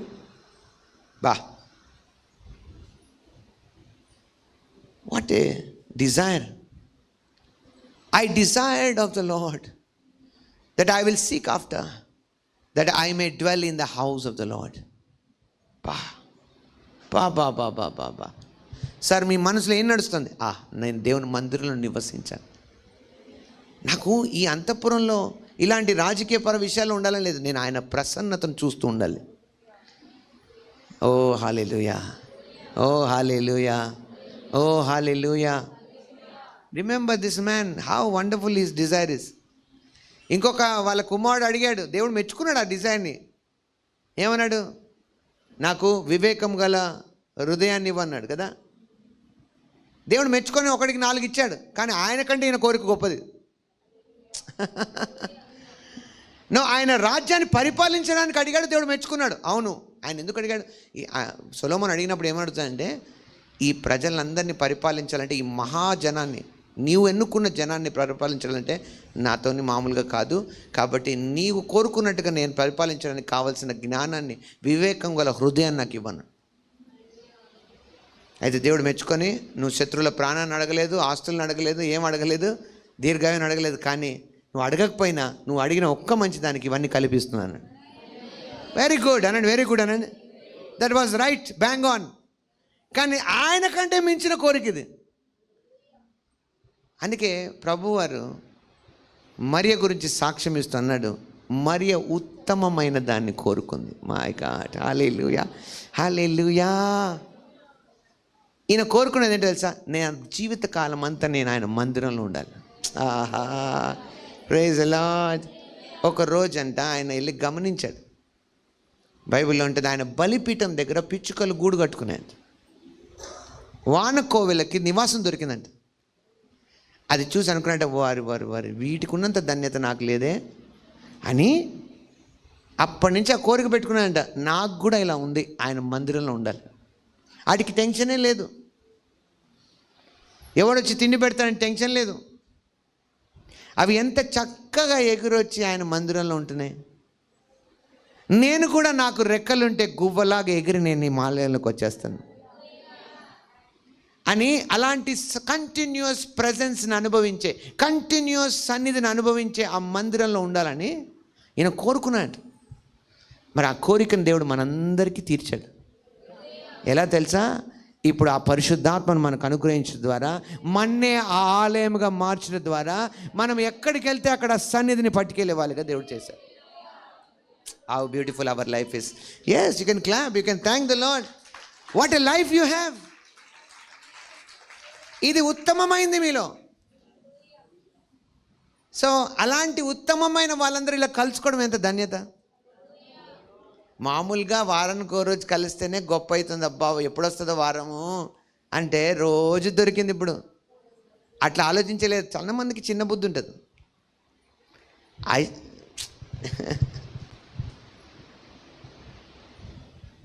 మీకు అర్థమైందా? మీరు అప్పుడప్పుడు కొంతమంది ఏం చేస్తారు, కొంతమందికి అలవాటు ఉంటుంది, సాయంత్రం వెళ్ళి ఆ పార్కులో కూర్చుంటారు. 5 గంటలకు ఏమి తెరిస్తే వాళ్ళు 4 గంటలకు తెరిస్తే 6 గంటల వరకు పోయి అలా కూర్చొని వస్తారు. మనమే ఒక పార్క్ కట్టుకుంటే పోలే, మనమే ఒక పార్క్ కట్టుకుంటాం. మనం ఈసారి ఇల్లు కడితే పార్క్ కట్టుకోవాలి దాంట్లో అంటారు కదా. ఇంత బాగుంది ఇక్కడ అంటాం కదా. అంటే అర్థం ఏంటి? దాని అర్థం ఏంటంటే ఇలాంటి అనుభూతి ఎప్పుడు ఉంటే ఎంత బాగుండు.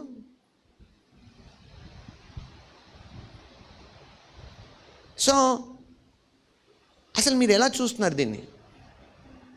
ఈ కూడుకొని రావడాన్ని ఎలా చూస్తున్నారు? దీనిలో ఎంత ఆనందిస్తున్నారు? అది నాకు చెప్పకనే చెప్తున్నారు మీరు. వారం 8 రోజుల నుంచి మీరు ఎన్ని మాటలు చెప్పినా నాకు నడవదు. ఎందుకంటే మీ 8 రోజుల సాక్ష్యం నా ముందుంది. కొన్నిసార్లు కొంతమంది అంటారు, మనం ఇప్పుడు కొత్త సర్వీస్ స్టార్ట్ చేసాము బేగంపేటలో. అక్కడ ఒకరు అంటారు, మళ్ళీ బుధవారం ఎప్పుడు వస్తుందని ఎదురు చూస్తున్నాం.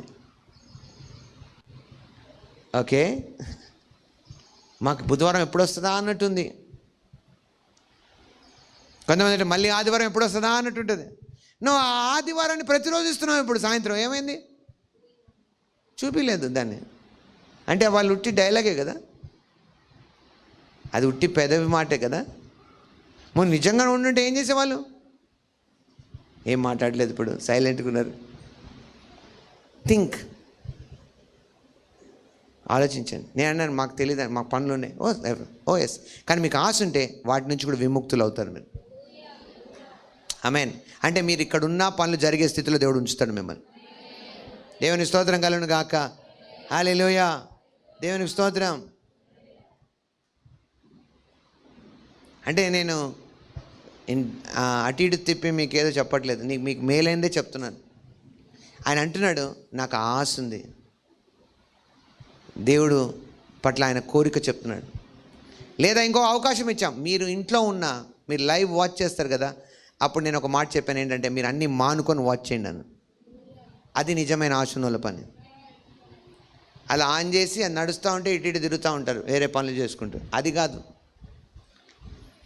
వాస్తవానికి ఈయన మాట్లాడేది బాహ్య రూపమైన స్థలం కాదు. దాంతో పోల్చినట్టు అనిపిస్తుంది, కానీ ఆయన కోరుకున్నది అలాంటి కంటిన్యూస్ దేవుని సన్నిధి అనుభవించే ఒక స్థలం. ఆ స్థలం ఏంటి తెలుసా? ఈరోజు మనము ఆ ఆలయంగా మార్చబడ్డాం.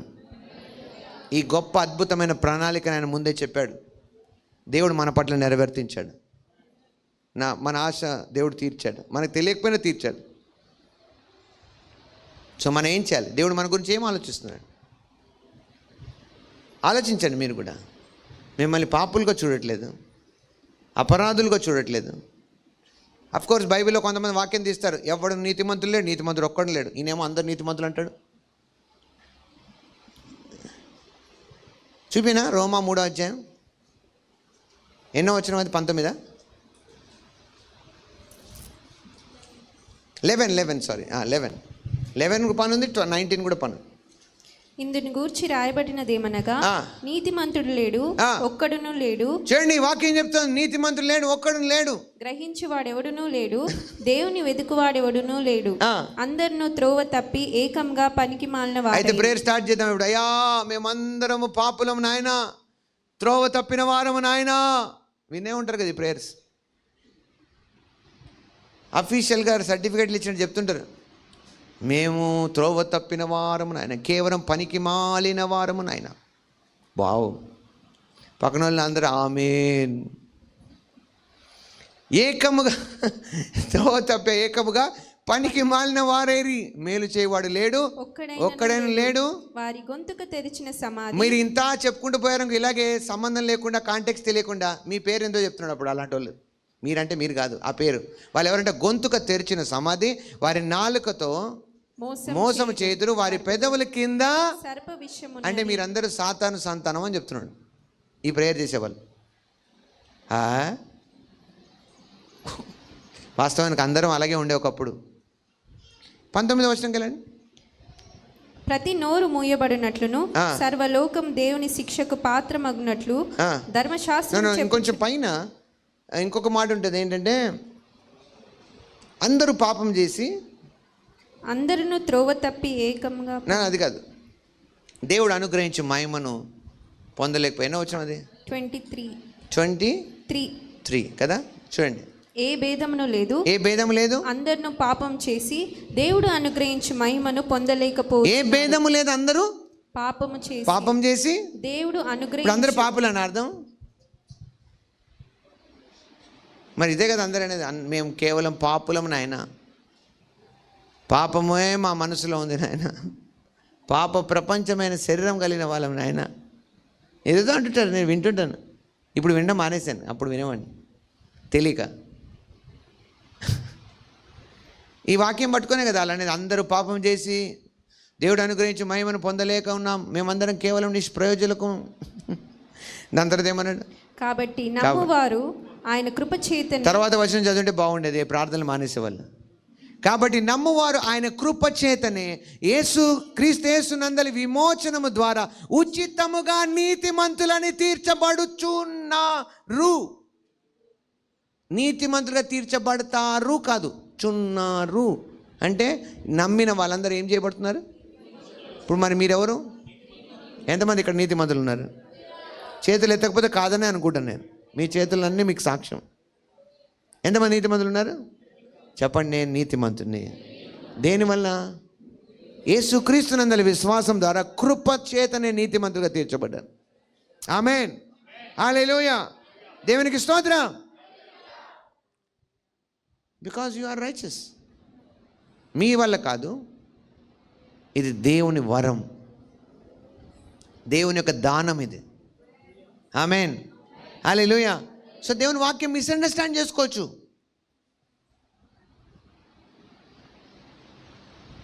దేవుడు నిన్ను ఎన్నుకున్నాడు, దేవుడు నీ గురించి ఏం ఆలోచిస్తున్నాడు, దేవుడు నీ గురించి నిన్ను నీతిమంతునిగా చూస్తున్నాడు, నువ్వు పరిశుద్ధుడిగా చూస్తున్నాడు దేవుడు, పాపాత్ముడిగా చూడట్లేదు నేను. సో ఈ డైలాగ్స్ ఎక్కడి నుంచి వచ్చాయి? అజ్ఞానం నుంచి వచ్చాయి. రోమా 5వ అధ్యాయం 1వ వచనం. కాబట్టి విశ్వాస మూలంన మనము నీతిమంతులుగా తీర్చబడి. ఎట్లా తీర్చబడ్డామా? తీర్చబడతామా? తీర్చబడి విశ్వసించాం కాబట్టి మనం ఏమయ్యాం? నీతిమంతులుగా తీర్చబడి మన ప్రభువైన యేసుక్రీస్తు ద్వారా దేవునితో సమాధానం కలిగి ఉందము. మరియు ఆయన ద్వారా మనము విశ్వాసం వలన ఈ కృపయందు ప్రవేశము గలవారమై. వావ్, ఎంత బ్యూటిఫుల్ థింగ్స్ ఉన్నాయి. మన ఆ కృపలో ప్రవేశించాం, అందులో నిలిచి ఉండి దేవుని మహిమను గురించిన నిరీక్షణ బట్టి అతిశయపడుచున్నాం. Now it's not bad, you can rejoice. అతిశయపడచ్చు నువ్వు నీతిమంతుడని. Praise the lord. అంటే నువ్వు చెప్పచ్చు నేను నీతిమంతుడని. దేనివల్ల? కృప ద్వారా. నెక్స్ట్, అంతేకాదు ఓర్పు పరీక్ష. Now when persecution comes, trouble comes,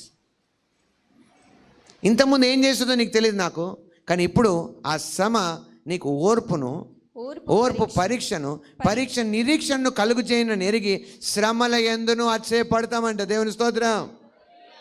నా ఎదురొచ్చే వాటిలో కూడా అతిశయిస్తాం మనం. నెక్స్ట్, ఎందుకనగా ఈ నిరీక్షణ మనల్ని ప్రైజ్ ది లార్డ్, హల్లెలూయా. మనకు అనుగ్రహింపబడిన పరిశుద్ధాత్మ ద్వారా దేవుని ప్రేమ మన హృదయములలో కుమ్మరింపబడి ఉన్నది. ఆమేన్, హల్లెలూయా. ఎందుకనగా ఈ నిరీక్షణ మనలను సిగ్గుపరచదు.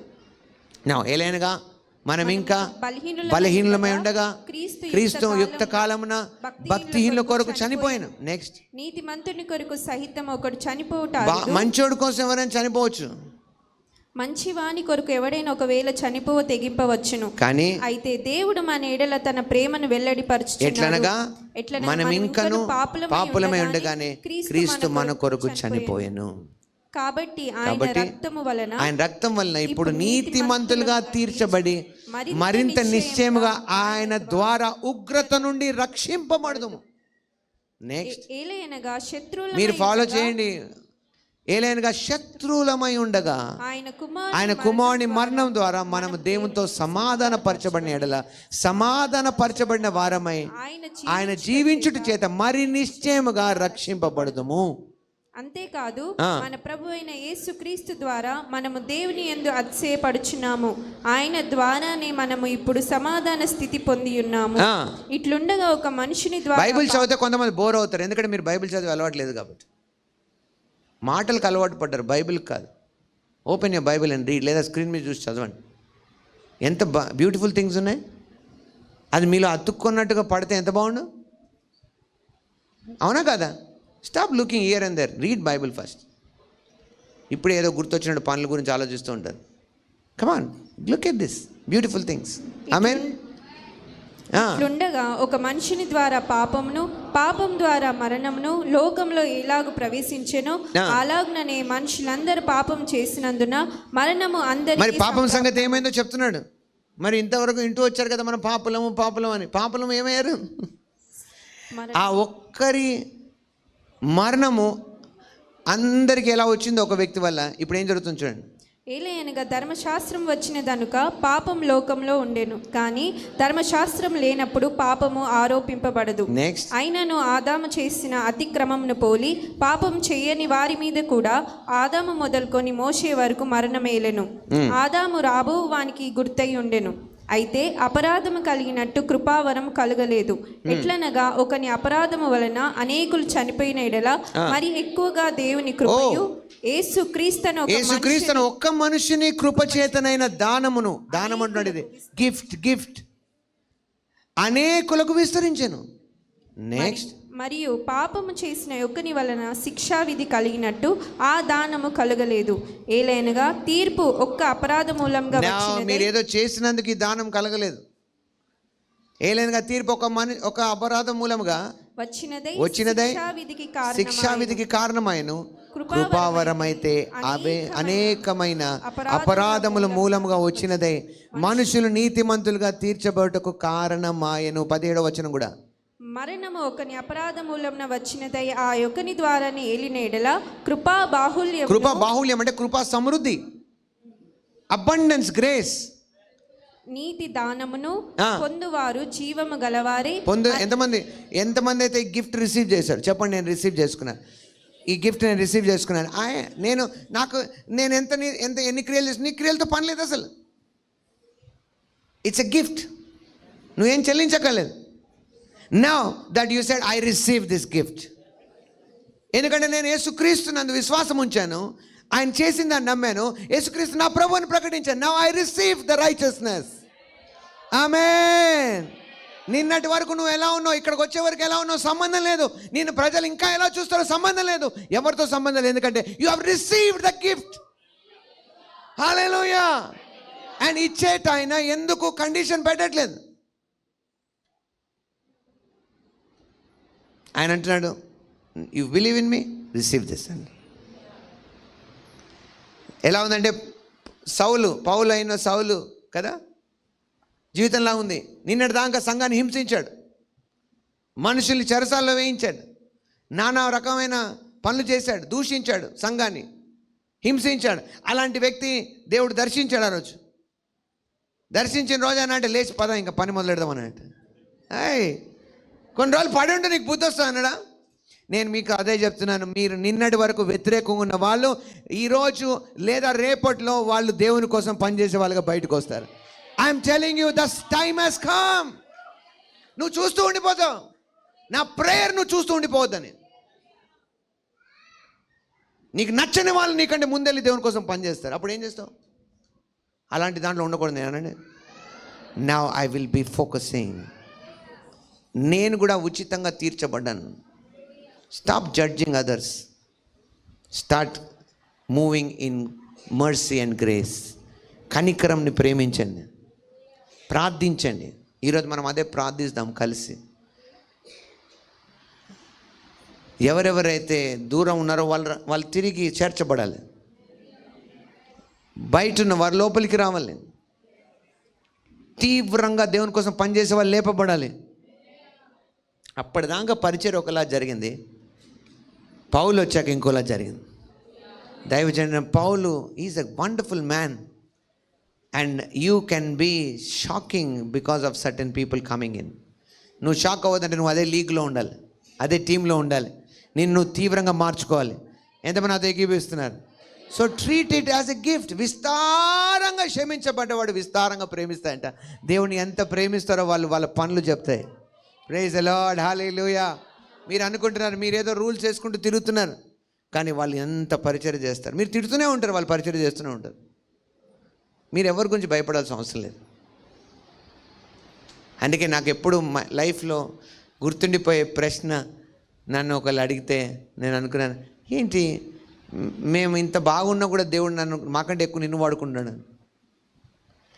అంటే ఇండైరెక్ట్ ఏం చెప్తాడు? నువ్వు ఇంత బాగుండవు, నీ గురించి మాకు తెలుసు, నీ బ్రతుకు మాకు తెలుసు, నువ్వు ఎలాంటాడో మాకు తెలుసు, అలాంటి నిన్నెందుకు వాడుకున్నాడు దేవుడు మాకంటే ఎక్కువ అంటే నేను నాకు కూడా అదే క్వశ్చన్ మార్క్ ఉంది.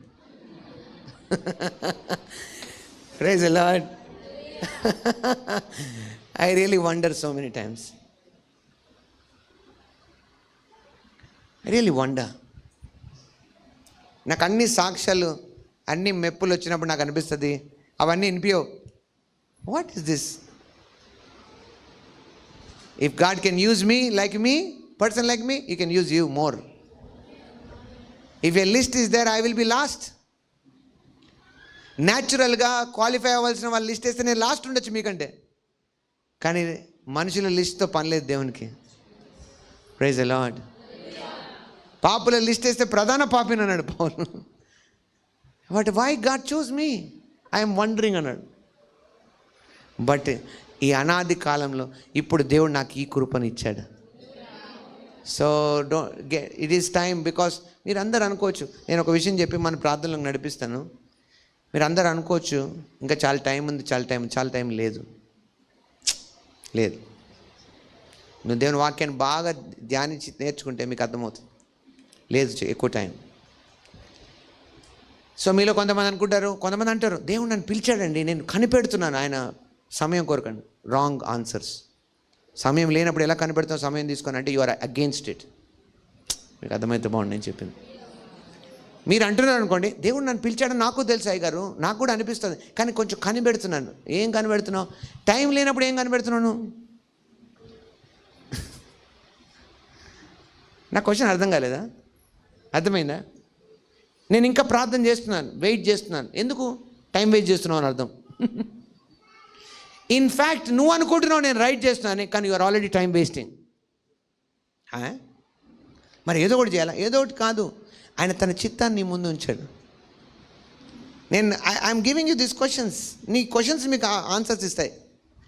ఫస్ట్ క్వశ్చన్ నేను మీకు ఇచ్చింది ఏంటంటే, దేవుడు ఏం ఆలోచిస్తున్నాడు నీ గురించి తెలుసుకో ఫస్ట్.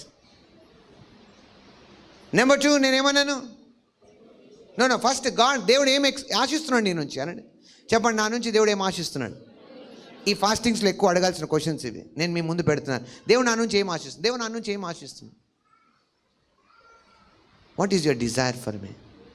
ఆహా, ఏం బ్యూటిఫుల్ క్వశ్చన్.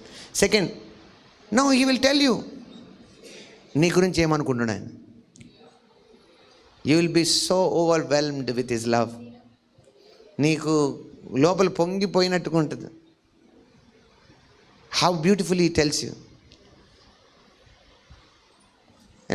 నేను చెప్తున్నాను, నాకు మాటలు రావట్లేదు.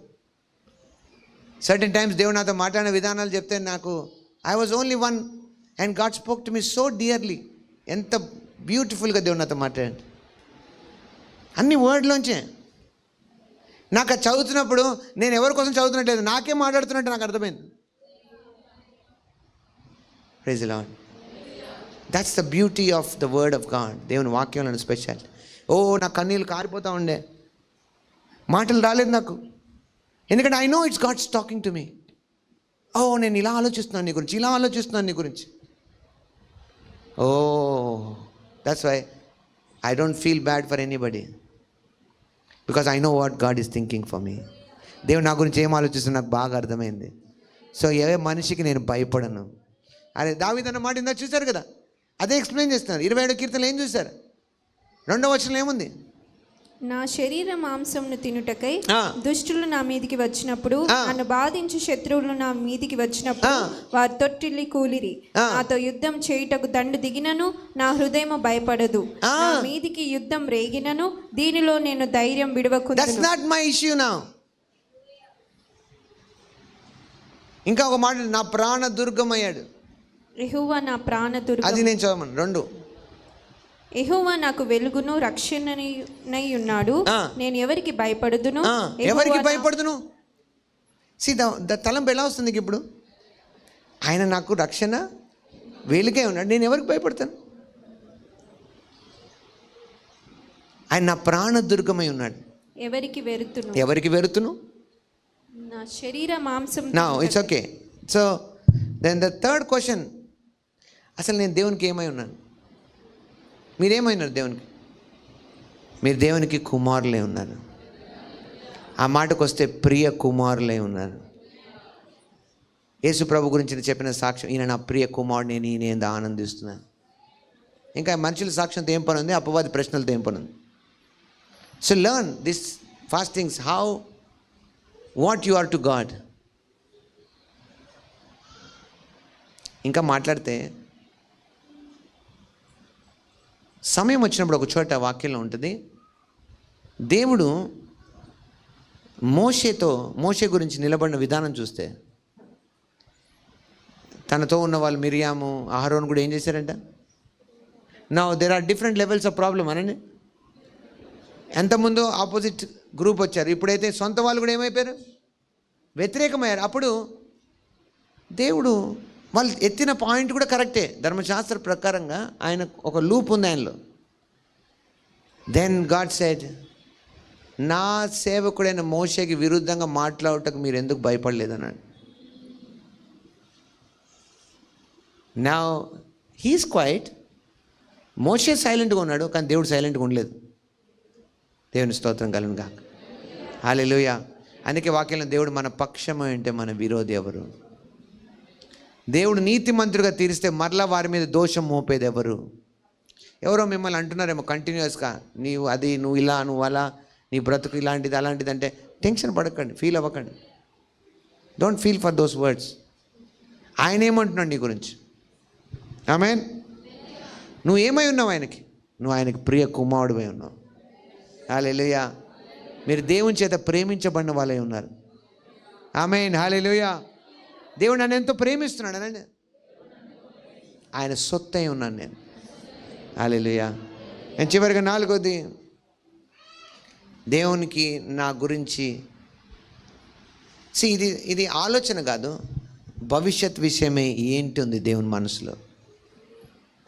నా మొదట ప్రశ్న ఏమన్నాను? దేవుడు నా నుంచి ఏం కోరుతున్నాడు? రెండోది ఏమన్నాను? ఏం ఆలోచిస్తున్నాడు అన్నాను కదా, దాని లాంటిది కాదు ఇది. అదేమో నీ ప్రజెంట్ కండిషన్ గురించి అయితే, ఈ 4th థింగ్, ఈ భవిష్యత్తు గురించి, నీ గురించి ఏం ఆలోచిస్తున్నాడు ఆయన, అంటే నీ ద్వారా ఏం చేయించాలనుకుంటున్నాడు, అది మీరు ఫైండ్ అవుట్ చేయాలి.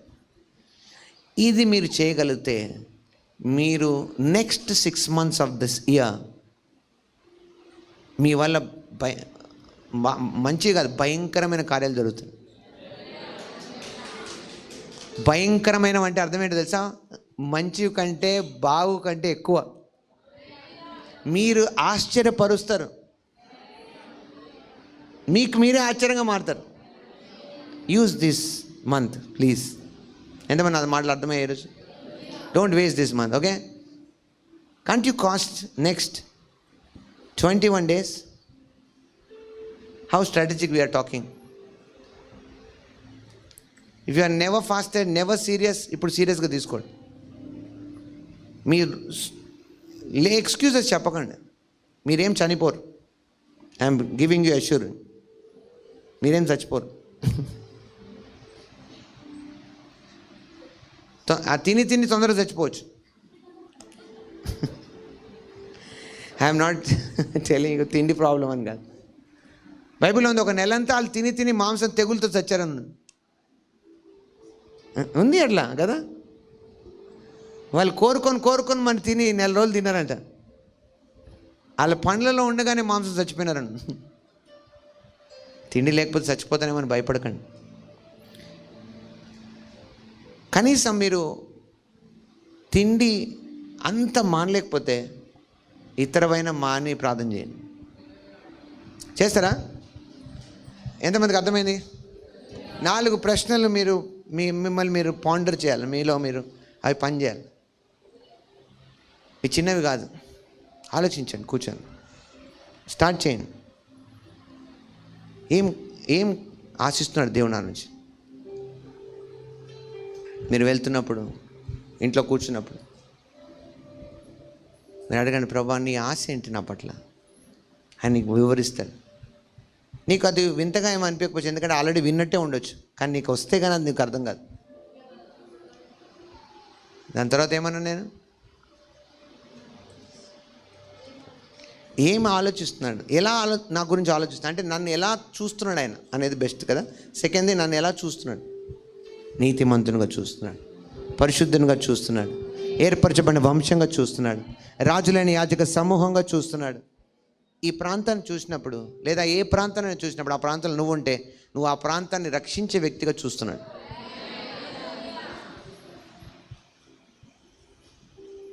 ఆ ప్రాంతం అంతటిని కాదు, ఆయన నిన్ను చూస్తున్నాడు, నువ్వేం చేస్తావని. ఒకవేళ హైదరాబాద్ని చూస్తే, హైదరాబాద్ని ఎవరు అసెంబ్లీలో రిప్రజెంట్ చేస్తున్నారో చూడట్లే, పార్లమెంట్లో రిప్రజెంట్ చేస్తున్నారో చూడట్లే. హైదరాబాద్లో ఎవరు ప్రార్థన చేస్తున్నారో వాళ్ళని చూస్తున్నాడు.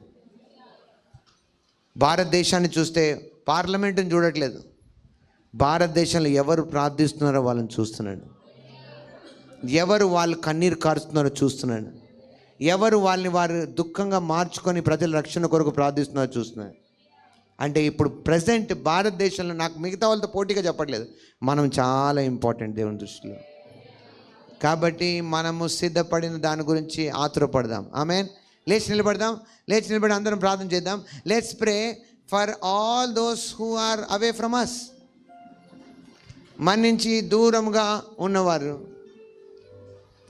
ఈ సంఘానికి చెంది. మీకు గుర్తుందా, కొన్ని రోజుల క్రితం పాస్టర్ జిమ్మీ గారు వచ్చినప్పుడు ఒక ప్రవచనాన్ని రిలీజ్ చేశారు. ఎవరైతే ఈ యొక్క మందిరం, ఈ పరిచర్లోంచి ఉండి బయటికి వెళ్ళారో వాళ్ళందరూ వారి స్థానాలు పూర్తి చేయడానికి తిరిగి వస్తారని. అవునా కదా? మనం చాలాసార్లు చాలా సాక్ష్యాలు విన్నాం కదా ఈ మధ్యలో. ఏమని? పాస్టర్ జిమ్మీ గారు వచ్చినప్పుడు, లేదా పలానా రోజు ఆ ప్రవచనాలు మనం నెరవేరుతున్నాయని సాక్ష్యం వింటాం. So why do we lose this? I feel this is a strategic God's word. మన స్థానం రావాలంటే వేరే వాళ్ళ స్థానం ఖాళీ అవ్వడం కాదు మన కోరిక. మన స్థానం మందే అనండి. చెప్పండి, నా స్థానం నాదే. దానికోసం ఎవ్వరూ తీసివేయబడక్కర్లేదు. ఇలా పోటీతో ఏమీ లేదు మనకి. So let's pray. తీవ్రంగా ప్రార్థన చేద్దాం. ఎవరిని మిస్ చేయకండి. అందరి కొరకు ప్రార్థన చేయండి. I would income pastor to come and lead us in this intercession. మన వదిలి వెళ్ళిన వారు అంటే ఎలా వెళ్ళారు మరి? మేబీ పరిస్థితిలో, మనస్తాపమో, లేకపోతే ఏదైనా అజ్ఞానమో, ఏదైనా సరే, we will pray now that their God will visit them. వారి హృదయాల్ని దేవుడు సున్నితపరిచి, ఎందుకంటే వాళ్ళకి ఏదో ఒక విధంగా ఈ వాక్యంలో ప్రవేశం వచ్చింది, ఈ ప్రత్యక్షతలో ప్రవేశం వచ్చింది. How come they lose that? ఎలా వాళ్ళు పోగొట్టుకుంటారు? ఒకవేళ కొంతమంది అనొచ్చు, మన విజన్లో లేని వాళ్ళు మనతో లేకపోవడమే మంచిదని అనేస్తారు ఒక మాటలో. But I don't say like that. ఒక కాపరిగా నేను అలా అనలేను. You can easily say, but I cannot say. Understand the heart of the father, heart of the pastor.